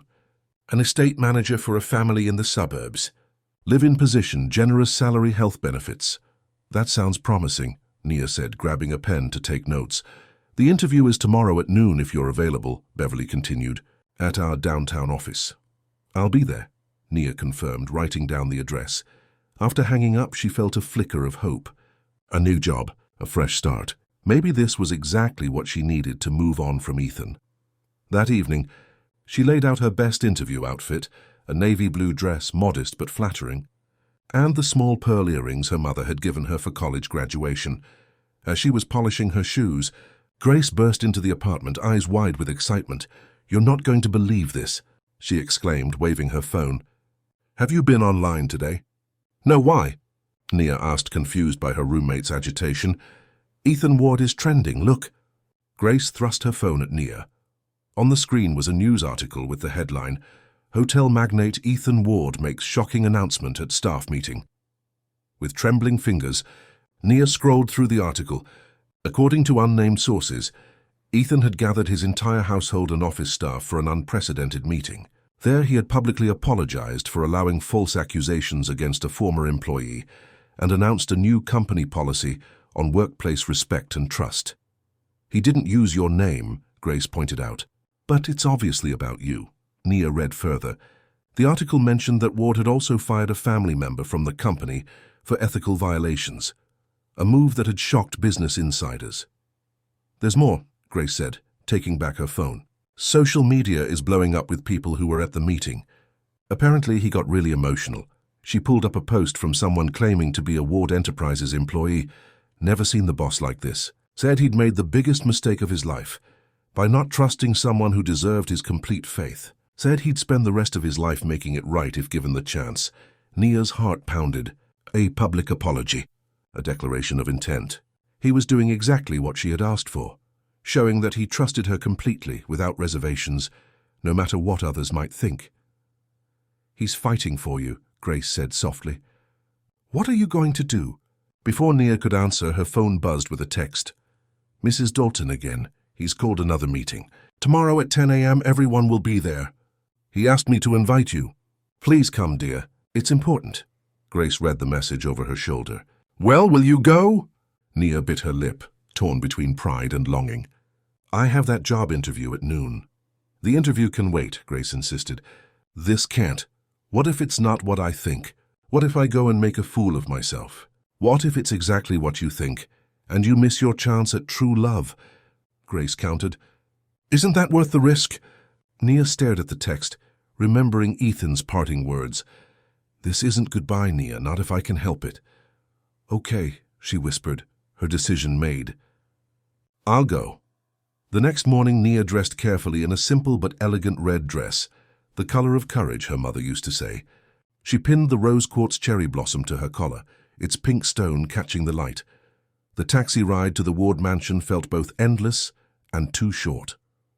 Her stomach churned with nerves as they turned up the familiar driveway. At the front gate, the security guard smiled in recognition. "Miss Carter, good to see you again."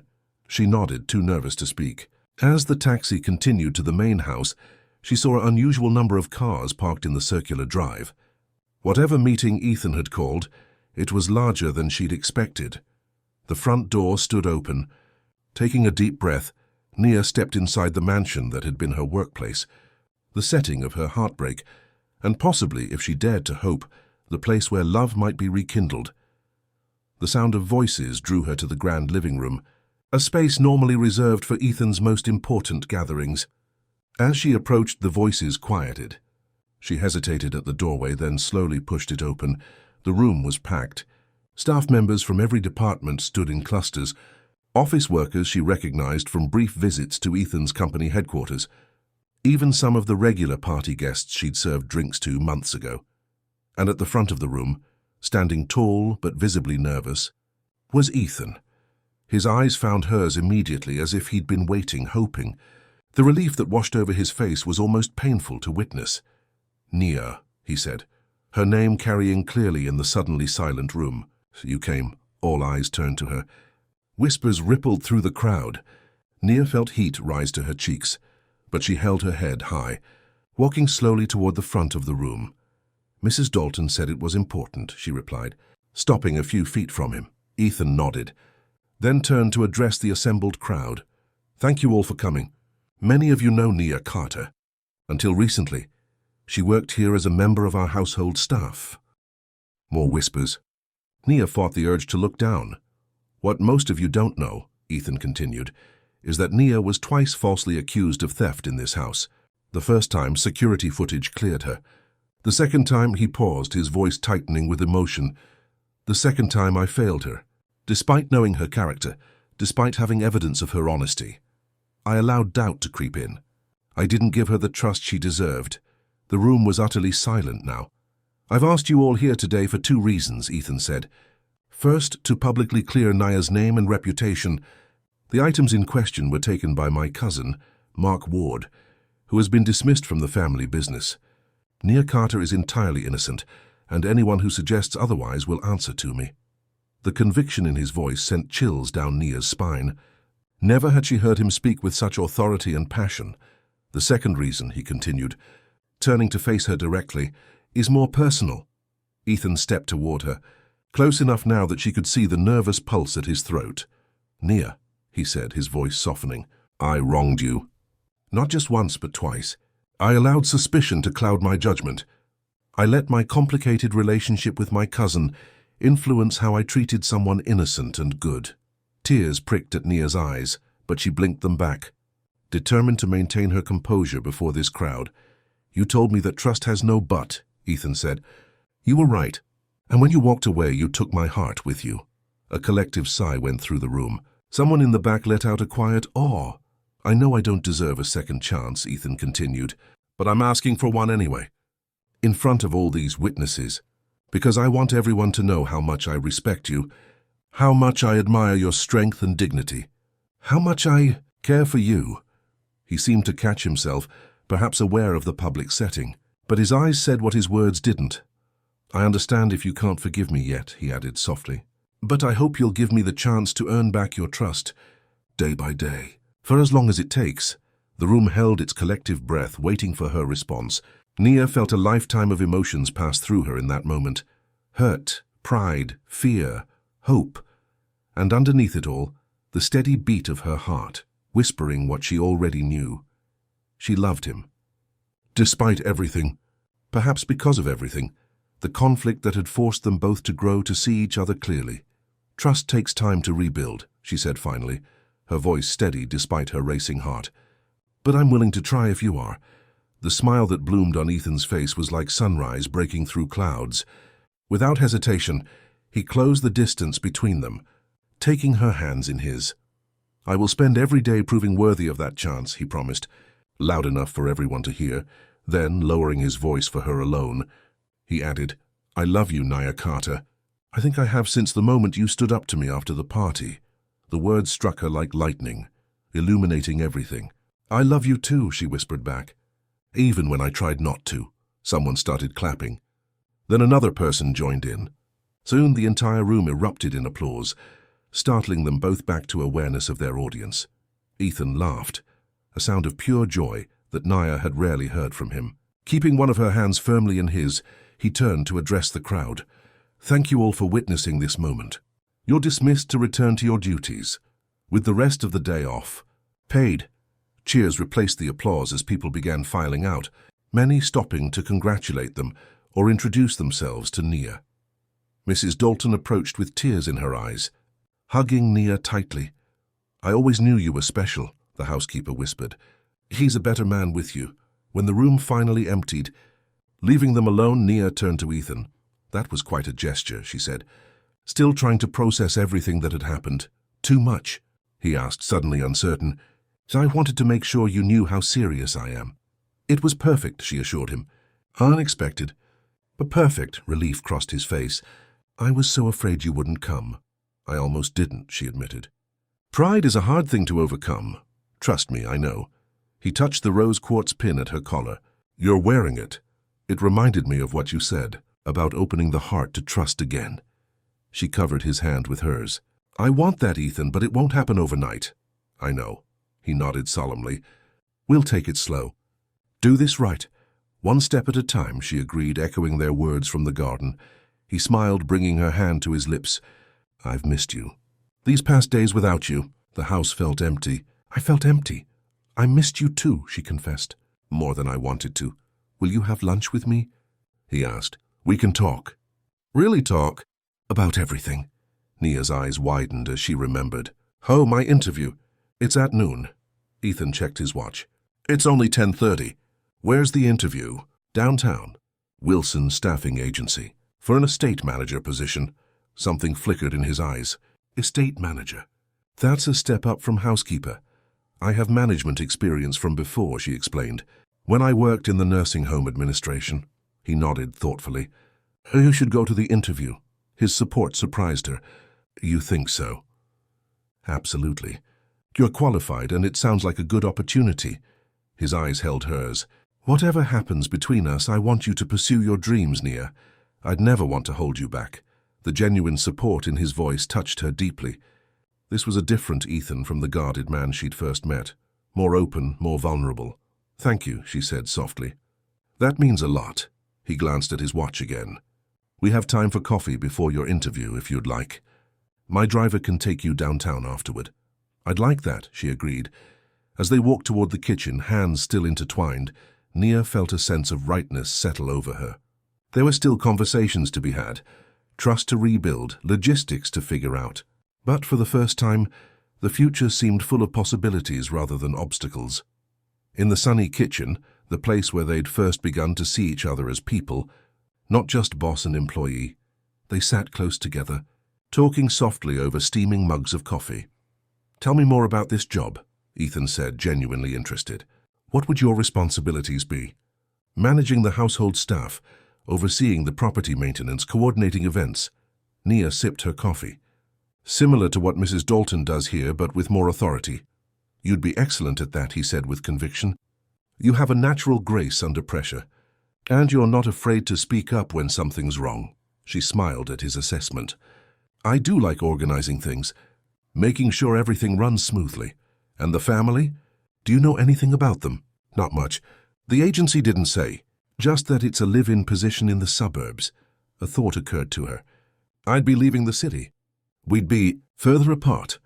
Ethan covered her hand with his. We'll make it work if that's what you want. I have cars, remember? His smile was teasing. And a helicopter if traffic's bad.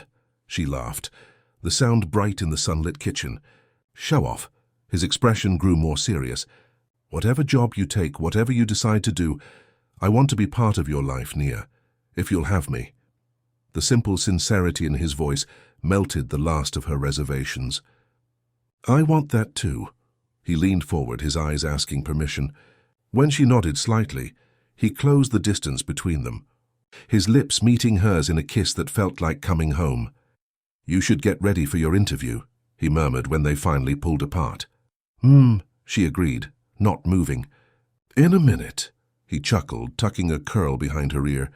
I've never seen you procrastinate before. I must be a bad influence. The worst, she agreed with a smile, then reluctantly stood. But you're right. I should freshen up. As she moved to leave, Ethan caught her hand once more. For what it's worth, any household would be lucky to have you running it. The compliment warmed her. Thank you. And Nia? His blue eyes were serious again. No matter what happens with this job, with any job, I'll support you. That's a promise. She squeezed his hand, believing him completely. Whatever challenges lay ahead, they would face them together, with honesty, with courage, and most importantly, with trust. The black town car pulled up to a gleaming office building downtown. Nia checked her reflection in the compact mirror one last time. Perfect. Good luck, the driver said as he opened her door. Though Mr. Ward says you don't need it. Nia smiled at that. Thank you. With shoulders back and head high, she entered the building and took the elevator to the 14th floor. The sign on the glass door read, Wilson Staffing Agency Executive Placements. A receptionist greeted her with a professional smile. Ms. Carter, they're ready for you. Right this way. Nia followed her down a corridor to a conference room. The receptionist opened the door and Nia stepped inside, ready to face her future. What she saw made her stop short. Seated at the table was not the hiring committee she'd expected, but Mrs. Dalton, smiling broadly. Surprise, dear, the housekeeper said, rising to greet her. Please sit down. Confused, Nia took a seat across from her. Mrs. Dalton? I don't understand. So I'm here for an interview. And so you are, the older woman confirmed. Though not quite the one you were expecting. She slid a folder across the table. Nia opened it to find an employment contract. The position listed at the top made her breath catch. Estate manager, ward residence. I'm retiring at the end of the year, Mrs. Dalton explained. After 30 years with the family, it's time. Mr. Ward asked me to find and train my replacement. Nia looked up, still processing. And you chose me? Actually, I recommended you months ago. Mrs. Dalton's eyes twinkled. Long before you and Mr. Ward became close. Heat rose to Nia's cheeks. But I only worked as a housekeeper. I saw your resume when you applied. Your administrative experience, your attention to detail, your way with people. Mrs. Dalton smiled warmly. You're perfect for this position, Nia. That has nothing to do with your relationship with Ethan. Did he know about this? Nia asked, suspicion growing. About the interview? Not until this morning, Mrs. Dalton assured her. I arranged it through the agency weeks ago. When I told him you were coming for an interview, he was as surprised as you are now. Relief washed over Nia. This wasn't Ethan pulling strings. It was a genuine opportunity based on her qualifications. The salary and benefits are outlined on page 3, Mrs. Dalton continued. The position includes the cottage on the property, separate from the main house, and full health coverage. You'd start as my assistant, learning the ropes, then take over fully when I retire. Nia skimmed the contract, her eyes widening at the salary figure, nearly triple what she'd earned as a housekeeper. This is generous, she managed. It's market rate for the position, Mrs. Dalton corrected. The job comes with significant responsibilities. What about... Nia hesitated. What about Ethan and me? Wouldn't that complicate things? Mrs. Dalton's expression softened. Life is complicated, dear, but I've never seen Ethan as happy as he is with you. And I've never seen anyone stand up to him the way you do, which, believe me, he needs. She reached across the table to pat Nia's hand. This offer stands regardless of what happens between you two. Your personal relationship and professional role would be separate matters. I don't know what to say, Nia admitted, overwhelmed. You don't have to decide today, Mrs. Dalton assured her. Take the contract home. Think about it. Talk it over with Ethan if you wish. Nia nodded, carefully returning the papers to the folder. Thank you for believing in me. Everyone who matters believes in you, Nia. Mrs. Dalton stood, signaling the end of their meeting. The question is, do you believe in yourself? It was a powerful question, one that stayed with Nia as she left the building, contract in hand. The town car waited at the curb, the driver holding the door open. Back to the mansion, Miss Carter. Nia paused, looking at the folder in her hands, then up at the clear blue sky. New possibilities stretched before her. A career advancement, a relationship with Ethan, a future brighter than she'd dared imagine. All she had to do was trust. In Ethan, in herself, in the journey ahead. Yes, she said with newfound confidence. Back to the mansion. As the car pulled into traffic, Nia's phone buzzed with a text from Ethan. How did it go? Whatever happened, I'm here for you. Always. She smiled, feeling the truth of those words deep in her heart, and typed her reply. It was surprising, in the best way. Can't wait to tell you everything. See you soon. She pressed send, then gazed out the window as the city rolled by, carrying her back to the man who had learned to trust, to the home that might soon be hers to manage, and to the future they would build together, one step at a time. The autumn sun cast a golden glow over the Ward mansion as the town car pulled through the gates. Nia clutched the folder containing the estate manager contract, her mind spinning with possibilities. When the car stopped at the front entrance, she was surprised to see Ethan waiting on the steps. His face brightened at the sight of her, and he hurried to open her door. That was quick, he said, helping her out. How did it go? Nia held up the folder. We need to talk. Concern flickered across his face. Good talk or bad talk? Surprising talk. She smiled to reassure him. Very surprising. He led her through the mansion to his study, a warm room with leather chairs and bookshelves lining the walls. Once inside, he closed the door and turned to her expectantly. So, tell me everything. Nia handed him the folder. Open it. Ethan's eyebrows rose as he scanned the contract.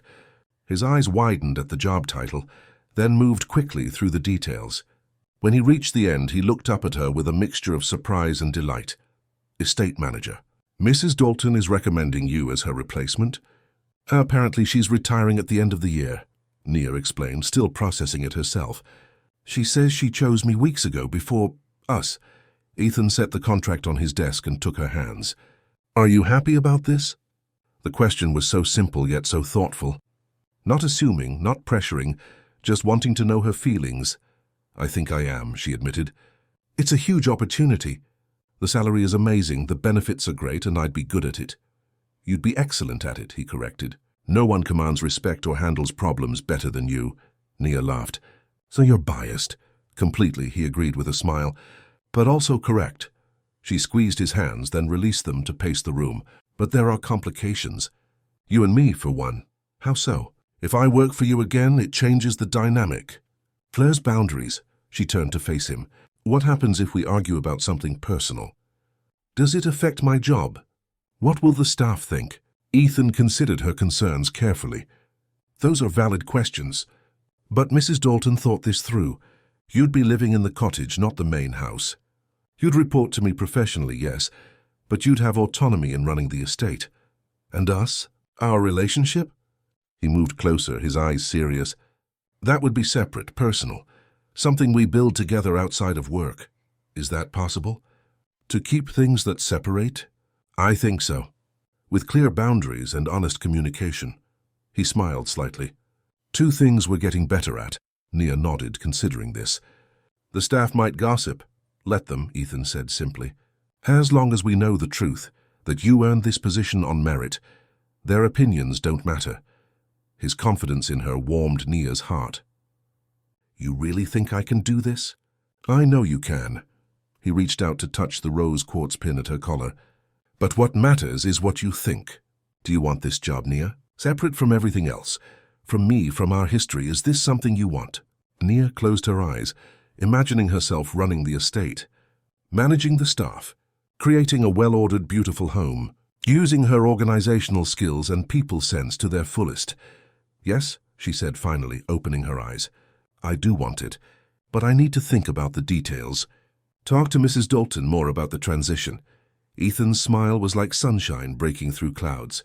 Then that's what you'll do. No pressure. No rush, his voice softened. And no matter what you decide about the job, it won't change how I feel about you. The simple sincerity in his words touched something deep in Nia's heart. This was what trust looked like, supporting each other's dreams without conditions. She stepped closer, tilting her face up to his. Thank you. For what? For letting me make this decision on my terms. For not pushing. His hands came up to frame her face gently. I'm learning, he said softly. Slowly, maybe, but I'm learning. The tenderness in his touch, the warmth in his eyes drew her closer still. When their lips met, it felt like coming home after a long journey. The kiss deepened, their bodies pressing together as months of tension and longing found release. When they finally pulled apart, both were breathless. Ethan rested his forehead against hers, his voice husky. I've missed you so much. I've missed you too, she whispered. A knock at the door interrupted the moment. They stepped apart as Mrs. Dalton entered, her eyes twinkling at their flushed faces. Pardon the intrusion, she said, not sounding sorry at all.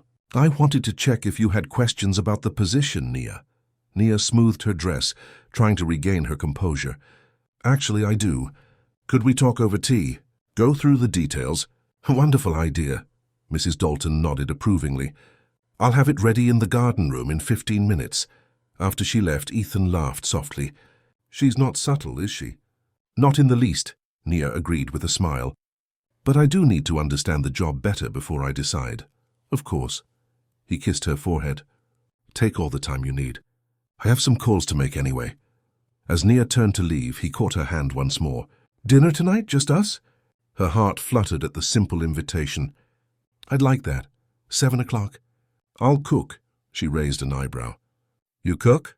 I can follow a recipe, he said with mock indignation. Sometimes, laughing, she nodded. 7 it is. But I'm bringing dessert just in case. The garden room was Nia's favorite space in the mansion, a glass-enclosed sitting area that overlooked the autumn gardens. Mrs. Dalton waited with a silver tea service and a plate of cookies. Sit. Dear, she patted the seat beside her. Let's talk about your future. For the next hour, Mrs. Dalton outlined the estate manager position in detail. The responsibilities were significant. Supervising a staff of 12, managing the mansion's maintenance and security, coordinating events, overseeing renovations, and handling the household budget. It's a big job, Mrs. Dalton concluded. But you have the skills for it. Your organization, your attention to detail, your way with people. What about my lack of formal training? Nia asked. I never finished my degree. Experience matters more than degrees in this field. And you'll have 3 months of training with me before I retire. The older woman poured more tea. Besides, Ethan trusts you. That's worth more than any certificate. Nia stirred her tea thoughtfully. About Ethan.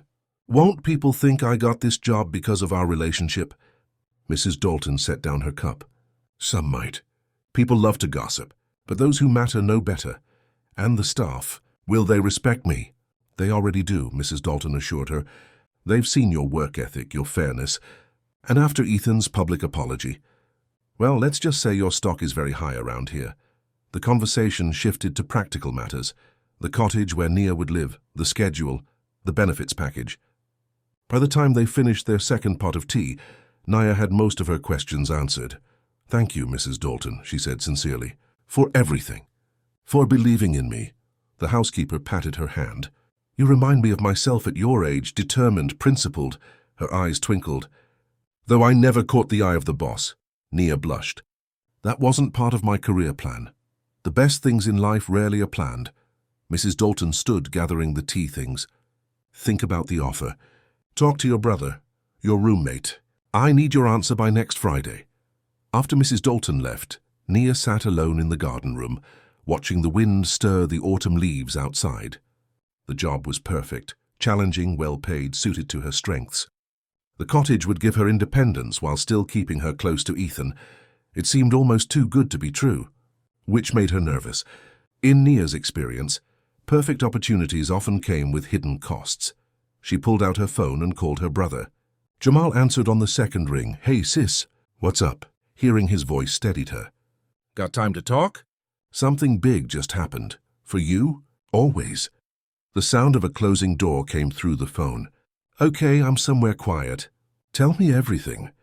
Nia explained the situation, her return to the mansion, Ethan's public apology, and now the estate manager offer. Whoa, Jamal said when she finished. That's a lot in one day. I know. My head's spinning. Nia sighed. What do you think? About the job? Honestly? It sounds amazing. The salary alone would change your life. Jamal paused. But you sound hesitant. What's holding you back? Nia tried to articulate her doubts. It's just, things with Ethan are new, fragile. What if taking this job complicates everything? What if we don't work out and I'm stuck working for my ex? That's a risk, Jamal agreed. But isn't any relationship a risk? Any job? His perspective made sense. Nothing in life came with guarantees. What does your heart tell you? Jamal asked softly. Nia closed her eyes, listening to that inner voice. That I want this. The job and Ethan, but I'm scared. Being scared isn't a reason not to try, her brother said. Remember what Mom used to say? Courage isn't about not being afraid. It's about being afraid and doing it anyway. Tears pricked at Nia's eyes. Their mother's wisdom still guiding them. I miss her. Me too, sis. But she'd be so proud of you right now. Jamal's voice was warm with conviction. You've worked so hard. You deserve this chance at happiness, both professionally and personally. After hanging up, Nia felt clearer. Not completely decided, but moving in that direction. She'd talk to Grace tonight, sleep on it, pray about it. But in her heart, she was beginning to believe that this opportunity, like Ethan's love, was meant for her. At 6:30, Nia returned to the mansion, carrying a bakery box with chocolate cake inside. She'd gone home to change, choosing a simple blue dress that Grace insisted made her glow. The main house was quiet as she entered through the front door, a new experience for someone used to using the service entrance. Following the sound of music, she made her way to the kitchen. The sight that greeted her made her stop in the doorway, smiling. Ethan stood at the counter, chopping vegetables with great concentration. His suit was gone, replaced by jeans and a soft grey sweater with the sleeves pushed up to his elbows. A dish towel was thrown over his shoulder, and he hummed along with the jazz playing softly from hidden speakers. He looked up and saw her, his face brightening. You're early. Wanted to see if you needed rescue, she teased, holding up the cake box. Where should I put this? On the counter is fine. He set down his knife and wiped his hands. And no rescue needed. I'm making pasta. It's the one thing I can cook reliably. Nia set down the cake and moved closer, peering at his handiwork. Neatly chopped bell peppers, mushrooms, and onions were arranged in small bowls. A pot of water was beginning to simmer on the stove. "I'm impressed," she admitted. "This looks legitimate. Don't sound so surprised." He laughed, pulling her into a hug. "I've been practicing for weeks, ever since our late-night sandwich in this kitchen." The confession touched her. "You were planning this?" "Hoping for it," he corrected, kissing her forehead. "Wine?" "I've opened a bottle of red." They worked together to finish preparing the meal, Ethan cooking the pasta and sauce, Nia tossing a salad and setting the table in the breakfast nook. It felt surprisingly natural, moving around each other in the kitchen, sharing small touches and smiles. When they finally sat down to eat, Nia raised her wine glass. "To new beginnings." "To courage," Ethan countered, touching his glass to hers. "And second chances." The pasta was actually delicious, a creamy sauce with plenty of vegetables and herbs. Nia told him about her conversation with Mrs. Dalton and her call with Jamal. "He sounds wise, your brother," Ethan commented. "He is." Pride warmed Nia's voice. "He's always been the smart one." "I'd like to meet him sometime," Ethan said. "If that's okay with you." The request surprised her. "You want to meet my family?" "Of course." His eyes held hers. "I want to know everything about you, Nia. The people you love. The things that matter to you." Her heart swelled at his sincerity. "I'd like that." "He's coming home for Thanksgiving break in a few weeks." They talked through dessert and coffee, sharing stories from their childhoods, dreams for the future, favorite books and movies. The conversation flowed easily, punctuated by laughter and quiet moments of connection. Later they moved to the library, settling onto a comfortable couch before the fireplace. Ethan built a fire, the flames casting a warm glow over the room. "I've been thinking about the job offer," Nia said as he joined her on the couch. "And?" His tone was carefully neutral, not pushing. "I'm leaning toward accepting," she admitted. "It's an amazing opportunity." The relief and joy in his smile told her how much he'd been hoping for this answer. "I think you'll be brilliant at it." "There are details to work out," she continued. "Boundaries to establish. I'd need your promise that our personal relationship would never affect my professional standing." "Absolutely," he agreed immediately. "In fact, I had my lawyer draw up an employment contract that specifically protects you in that regard." He hesitated. "Is that too much?" "I don't want to seem presumptuous." Nia shook her head, touched by his foresight. "No, it's perfect. Shows you understand my concerns." "I've been trying to put myself in your shoes," he admitted, "to understand what would worry you about this arrangement." His effort to see things from her perspective meant everything. This was what trust looked like in action, not just words, but attempts to understand. "There's something else I've been meaning to ask you," Ethan said, his expression growing more serious. "What is it?" "That night at the party, when you were first accused," he took her hand. "I've never properly apologized for how I handled it, for allowing you to be humiliated that way." Nia hadn't expected him to revisit this old wound. "You apologized at the time." "Not adequately." His fingers tightened around hers. "I let my position, my relationship with the senator, influence how I treated you. Even before seeing the footage, I should have taken you somewhere private, asked for your side without an audience." The memory still stung, but less sharply now. "You're right. That would have been better. I'm so sorry, Nia." His eyes held genuine regret. "Class and money made me blind to your dignity. I never want to make that mistake again." His honesty opened something in Nia's heart, a door she hadn't realized was still partially closed. "Thank you for saying that. It means a lot." Ethan brought her hand to his lips, kissing it gently. "I want to be worthy of you. Of your trust." "You are," she whispered, meaning it completely for the first time. She leaned forward, closing the distance between them. Their kiss was gentle at first, then deepened as Ethan pulled her closer. Nia's arms circled his neck, her fingers threading through his hair as the fire crackled beside them. When they finally broke apart, both were breathing hard. Ethan's eyes had darkened with desire, but he made no move to rush things. "Stay," he whispered. "Not the whole night, just longer." Nia nodded, settling against his chest as he held her close. They talked softly as the fire burned lower, sharing fears and hopes, making tentative plans for the future. It was nearly midnight when Ethan walked her to her car. Before she got in, He pulled her into one last embrace, his kiss a promise of more to come. "Dinner tomorrow?" he asked. "There's a little Italian place downtown I think you'd like." "It's a date," she agreed. "A proper one this time." As she drove away, Naya felt lighter than she had in years. The road ahead wasn't perfectly clear, but for once she wasn't traveling it alone. The next week passed in a blur of activity. During the day, Nia shadowed Mrs. Dalton, learning the intricacies of running the Ward estate. Evenings were spent with Ethan, dinners out, quiet talks by the fire, long walks in the garden. On Friday morning, exactly 1 week after receiving the offer, Nia signed the estate manager contract in Ethan's study. Mrs. Dalton and Ethan's lawyer witnessed her signature, making everything official. "Congratulations, Ms. Carter," the lawyer said, shaking her hand. "Welcome to your new position." After he left, Mrs. Dalton hugged her. "I couldn't be happier, dear. You're going to do wonderfully." Ethan waited until they were alone to take Nia in his arms.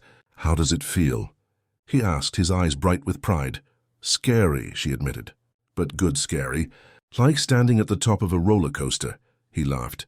"That's the perfect description. Big changes always feel that way." Nia ran her fingers along his jaw, still marveling that this was real, that this man loved her. "Thank you for believing in me." "Always," he promised, bending to kiss her softly. They were interrupted by Ethan's phone ringing. He checked the screen and frowned. "I need to take this. Business emergency." "Go," she urged. "I need to see the cottage anyway. Mrs. Dalton's having it cleaned for me." The cottage stood at the edge of the property, a charming stone building partially hidden by trees. As Nia approached, Mrs. Dalton emerged from the front door smiling. Perfect timing. "Come see your new home." The interior was even lovelier than Nia had imagined. A large living room with a fireplace, a modern kitchen, a study, 2 bedrooms, and 2 bathrooms. The furniture was elegant but comfortable, the colors warm and welcoming. "It's beautiful," Nia breathed, turning slowly to take it all in. "It's been empty since the previous estate manager left 5 years ago," Mrs. Dalton explained. "I never wanted to move from my rooms in the main house, but I thought you might appreciate the privacy." Nia nodded, thinking of her developing relationship with Ethan. "Definitely." "You can move in whenever you're ready," Mrs. Dalton said. "Your training officially starts Monday, but the cottage is yours now." Excitement bubbled in Nia's chest. A beautiful home, a challenging new job, and Ethan just a short walk away. It seemed too perfect. Her phone buzzed with a text from Grace. "Just got your message." "OMG, you took the job?" Smiling, Nia typed back, "Yes. And the cottage is amazing. Coming home soon to tell you everything." She spent the afternoon with Grace, packing her belongings and sharing details of her new position. Her roommate was thrilled for her, though sad to lose her company. "Promise you'll visit," Grace insisted. "Don't get all fancy and forget your friends." "Never," Nia promised, hugging her. "Your family." They planned to move Nia's things to the cottage on Sunday. With her brother coming for Thanksgiving in just 2 weeks, the timing felt perfect. A fresh start before the holidays. Saturday evening, Ethan took her to a charity gala at one of his hotels downtown. It was their first official public appearance as a couple. Nia wore a borrowed gown from Grace's extensive collection, a deep purple creation that made her dark skin glow. "You're stunning," Ethan whispered as he helped her from the car. Cameras flashing around them. Nia squeezed his hand, nervous about the attention. "Everyone's staring." "Because you outshine everyone here," he assured her. Inside, Ethan proudly introduced her to his business associates and friends. Some looked surprised, others curious, but most were welcoming. Nia held her head high, answering questions about her new position with confidence. "Estate manager. Impressive," said one older woman, the wife of Ethan's business partner. "The Wards have always had the best staff. You must be exceptional."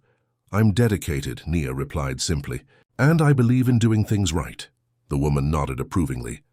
"Ethan needs that." Someone grounded. She lowered her voice. "He's different with you." More relaxed. "It suits him." Throughout the evening, Nia noticed the same comment from different people.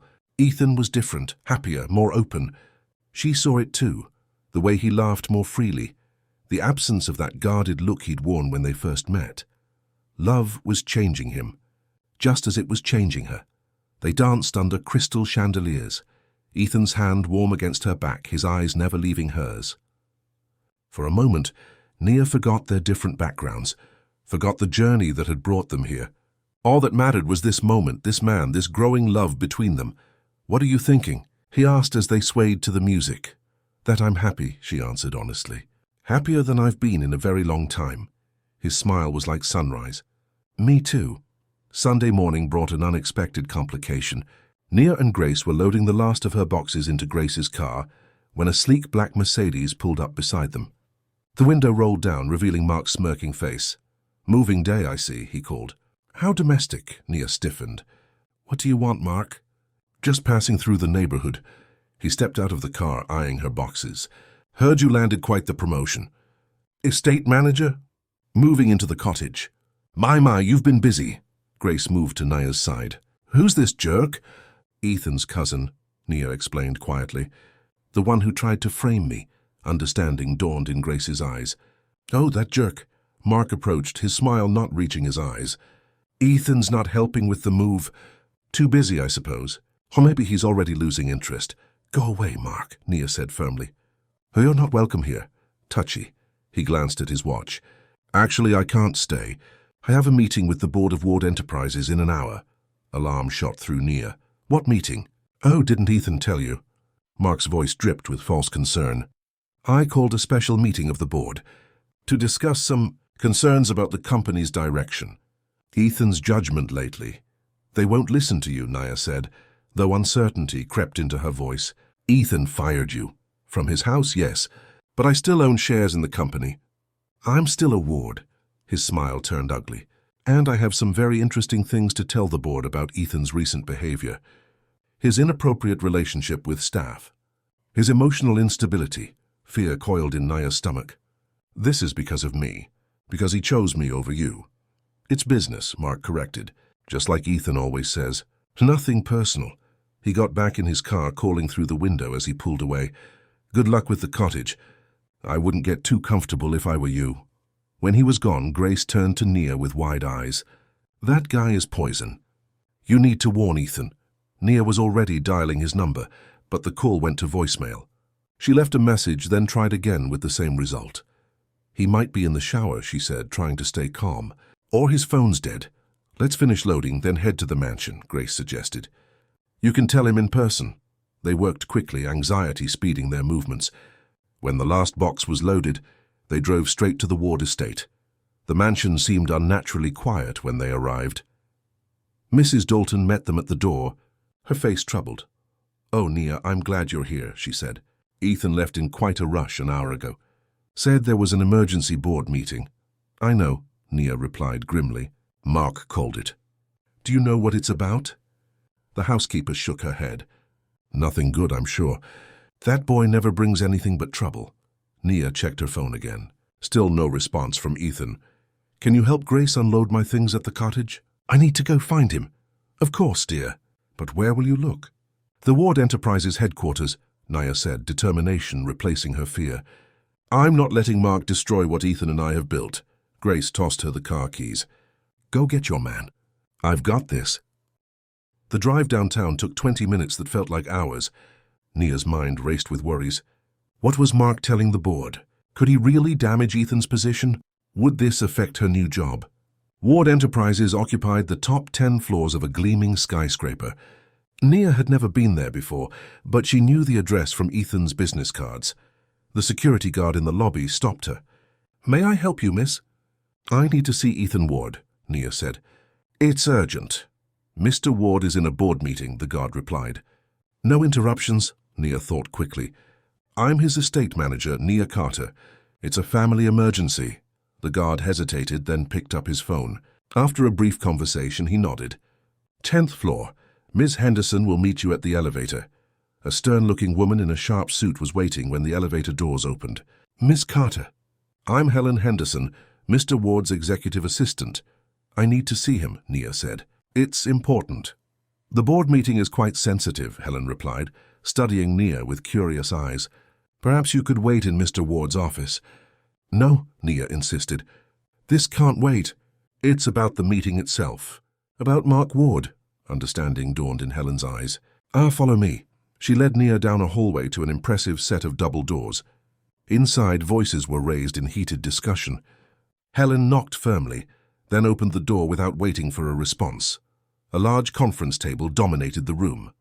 12 people sat around it, all turning to stare as Nia entered. Ethan stood at the head of the table, his face tight with stress. Mark sat on the opposite end, looking smugly pleased with himself. "I apologize for the interruption," Helen announced, "but Ms. Carter insists it's urgent." Ethan's expression shifted from surprise to concern. "Nia, what's wrong?" Before she could answer, Mark laughed. "Perfect timing. We were just discussing Ethan's questionable judgment regarding staff relationships." An older man at the table frowned. "Miss, this is a private board meeting, so I'm afraid you'll have to leave." Nia straightened her spine, summoning all her courage. "My name is Nia Carter. I'm the new estate manager for the Ward residence, and yes, I'm also in a relationship with Ethan Ward." Murmurs circulated around the table. Ethan moved toward her, but she held up a hand, asking him to wait. "I came here because Mark Ward is trying to use our relationship to damage Ethan's reputation and position." She looked directly at the board members. "Whatever he's told you, you should know this. Mark twice framed me for theft. He was caught on security cameras. When that failed to drive me away, he tried blackmail." Mark's face reddened. "She's lying. This is exactly what I was warning you about. Ethan letting an employee manipulate him." "I have proof," Ethan said quietly, pulling out his phone.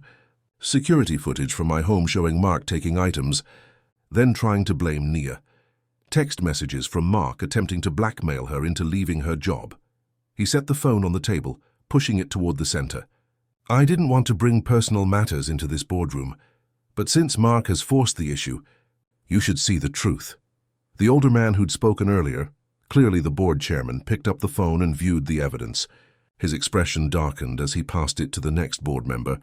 "Is this why you called this meeting, Mark?" he asked. "To slander your cousin because of a personal vendetta?" Mark's confidence wavered. "There are legitimate business concerns, such as—" The chairman interrupted. "Ethan's been distracted, emotional, making decisions based on feelings rather than profit."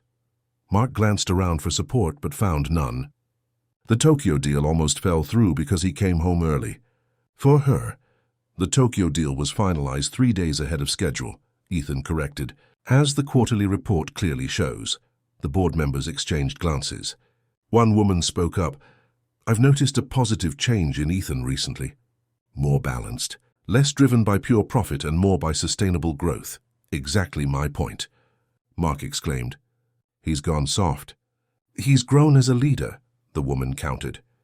"There's a difference." The chairman had seen enough.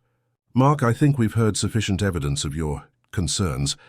I move that this meeting be adjourned." "Seconded," said another board member promptly. "Wait." Mark protested, but the chairman was already standing. "Ethan, Ms. Carter, I apologize for this waste of your Sunday." He nodded respectfully to Nia. "And Ms. Carter, welcome to the Ward organization.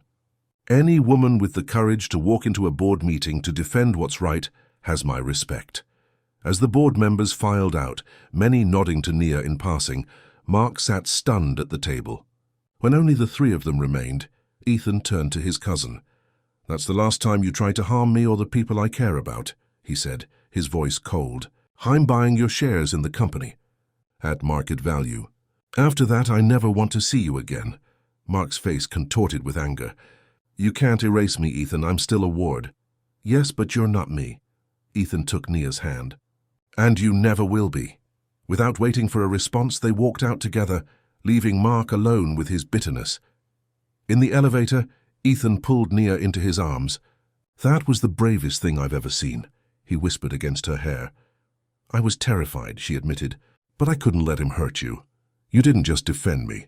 You defended us." He pulled back to look into her eyes. "Do you know how much that means to me?" She did, because his defense of her, his public apology, had meant everything to her. Trust. It went both ways. Defending each other, believing in each other, standing together against those who would tear them apart. "Take me home," she said softly. "To our home." His smile was radiant with understanding. The mansion, the cottage, wherever they were together, that was home now. 2 weeks later, on Thanksgiving morning, Nia woke in her cottage to the smell of coffee brewing. She stretched lazily in her comfortable bed, savoring the moment. The past weeks had been a whirlwind of change and joy. Moving into the cottage, beginning her training with Mrs. Dalton, growing closer to Ethan with each passing day, Mark had taken the buyout offer and disappeared from their lives. The staff had adjusted quickly to Nia's new position, most genuinely happy for her promotion. And yesterday her brother Jamal had arrived for the holiday weekend. A knock at her bedroom door pulled her from her thoughts. "Sis, you awake?" "I made coffee," Nia smiled. "Come in." Jamal entered carrying 2 steaming mugs. At 20 he was tall and lean, his bright smile identical to their mother's. "Happy Thanksgiving," he said, handing her a mug. "This place is insane, by the way." "I still can't believe you live here." Nia laughed, scooting over so he could sit on the edge of the bed. "Sometimes I can't believe it either." "How's the job going?" he asked, blowing on his coffee. "Good, busy. Mrs. Dalton knows so much. I'm trying to absorb it all before she retires." Nia sipped her coffee. "But I love it." "It feels right." Jamal nodded, studying her face. "And Ethan?" "That feels right too." A warm glow spread through her chest at the mention of Ethan's name. "Yeah, it does. I like him," Jamal admitted. "Wasn't sure I would, given how it all started. But he seems genuine. The way he looks at you." Nia felt heat rise to her cheeks. "How does he look at me?" "Like you're the answer to a question he's been asking his whole life." Jamal grinned at her embarrassment. "It's gross, but nice." She threw a pillow at him, laughing. "Shut up." Their playful banter was interrupted by Nia's phone buzzing with a text. "Ethan, everything on track for 2 p.m.? Need any help?" She typed back, "All good." Jamal's helping. "See you soon." Though they'd only been apart since last night, Nia found herself eager to see him again, to introduce him to more of her life, her family, the people who had shaped her. "You're smiling at your phone," Jamal teased. "Completely gone on this guy, aren't you?" Instead of denying it, Nia nodded. "I am. And it's terrifying." "Why terrifying?" "Because it matters so much." She set her mug on the nightstand. "When something means this much, losing it would hurt that much more." Jamal's expression softened. "You can't guard against every hurt, sis. Sometimes you have to risk everything for something that matters." His wisdom, so like their mother's, brought tears to her eyes. "When did you get so smart?" "I've always been the smart one," he reminded her with a grin. "You're just the responsible one." They spent the morning preparing for Thanksgiving dinner. Though the main house had a chef, Nia had wanted to host the holiday meal in her cottage, a chance to make the space truly hers, to create new traditions. At precisely 2 o'clock, the doorbell rang. Nia smoothed her burgundy dress nervously before opening the door. Ethan stood there with Mrs. Dalton, both carrying covered dishes. Behind them, Grace chatted animatedly with 2 other staff members Nia had invited. "Happy Thanksgiving," Ethan said, his eyes warming as they took her in. "You look beautiful." "So do you," she replied, meaning it. In dark jeans and a blue sweater, he looked relaxed and handsome. The cottage soon filled with laughter and conversation. Jamal and Ethan bonded over a shared love of basketball, while Mrs. Dalton and Grace exchanged recipes.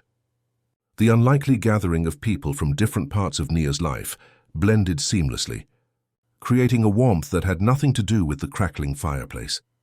Before they ate, Nia asked everyone to join hands in a circle, a tradition from her childhood. "In my family, we always say what we're thankful for before the meal," she explained. "I'd like to continue that tradition if you don't mind." No one objected. One by one, they shared their gratitude for health, for friendship, for new beginnings. When it was Ethan's turn, he squeezed Nia's hand gently. "I'm thankful for second chances," he said, his voice husky with emotion, "for learning that the most valuable things in life aren't things at all. And for Nia, who taught me what real courage looks like." Tears pricked at Nia's eyes as she finished the circle. "I'm thankful for all of you, for this new chapter in my life, and for learning that sometimes the hardest journeys lead to the most beautiful destinations." The meal that followed was filled with joy and laughter. Different backgrounds, different experiences, all coming together around one table, just as Nia and Ethan had bridged their differences to find something precious. Later, as the guests departed with leftovers and warm hugs, Jamal announced he was going to the main house to use the gym Ethan had offered. Grace left to meet other friends for dessert. Mrs. Dalton returned to her quarters. Leaving Nia and Ethan alone in the cottage, they worked together to clean up. moving in comfortable synchronization around the small kitchen. When the last dish was put away, Ethan pulled Nia into his arms. "Thank you for today," he said, his forehead resting against hers, "for including me in your traditions. Your family. Thank you for embracing them," she replied softly, "for seeing me, all of me, not just the parts that fit into your world." His hands framed her face gently. "You've changed my world, Nia, made it bigger, better." The love in his eyes took her breath away. Not just desire or affection, but something deeper, a recognition of her value, a commitment to their journey together. "I love you," she whispered, the words coming easily now. "With everything I am, and I love you," he answered. More than I knew was possible. Their kiss was gentle at first, then deepened with shared passion and promise. When they finally broke apart, both were breathless. Ethan reached into his pocket, pulling out a small velvet box. "I have something for you." "Not a ring," he added quickly, seeing her eyes widen. "Not yet. That's for when we're ready." Relief and curious anticipation mingled in Nia's chest as she took the box. Inside lay a delicate silver key on a fine chain. "It's the key to the garden gate," Ethan explained. "The one that connects your cottage grounds to the main house gardens. So you can come and go as you please. Your space, my space, our space, connected but separate." The thoughtfulness of the gift brought tears to her eyes. He understood her need for independence, for her own domain, even as they grew closer. The key represented access, trust, connection, without pressure or possession. "It's perfect," she whispered, turning so he could fasten the chain around her neck. The key nestled against her skin, a tangible symbol of their evolving relationship. Through the cottage windows, they could see the first snowflakes of the season beginning to fall, dusting the garden with white. Inside, the fire crackled warmly, casting a golden glow over the room they'd filled with new memories. "Stay tonight?" Nia asked softly, taking his hand. Ethan's eyes darkened with desire and deeper emotion. "Are you sure?" "Completely." She led him toward the bedroom, heart full of certainty. "I trust you, Ethan, with everything." As the door closed behind them, as snow continued to fall outside, Nia knew they had found something rare and precious. Not a fairy tale with a magical ending, but something better. A real love built on honesty and respect, on learning and growing, on forgiving and trusting again. A love that had required courage from them both, the courage to be vulnerable, to risk pain, to choose connection over pride. Whatever challenges tomorrow might bring, they would face them together. Two strong individuals, choosing each day to build something beautiful, learning, as the seasons changed around them, that love was always worth the risk, and in each other's arms they found their truest home.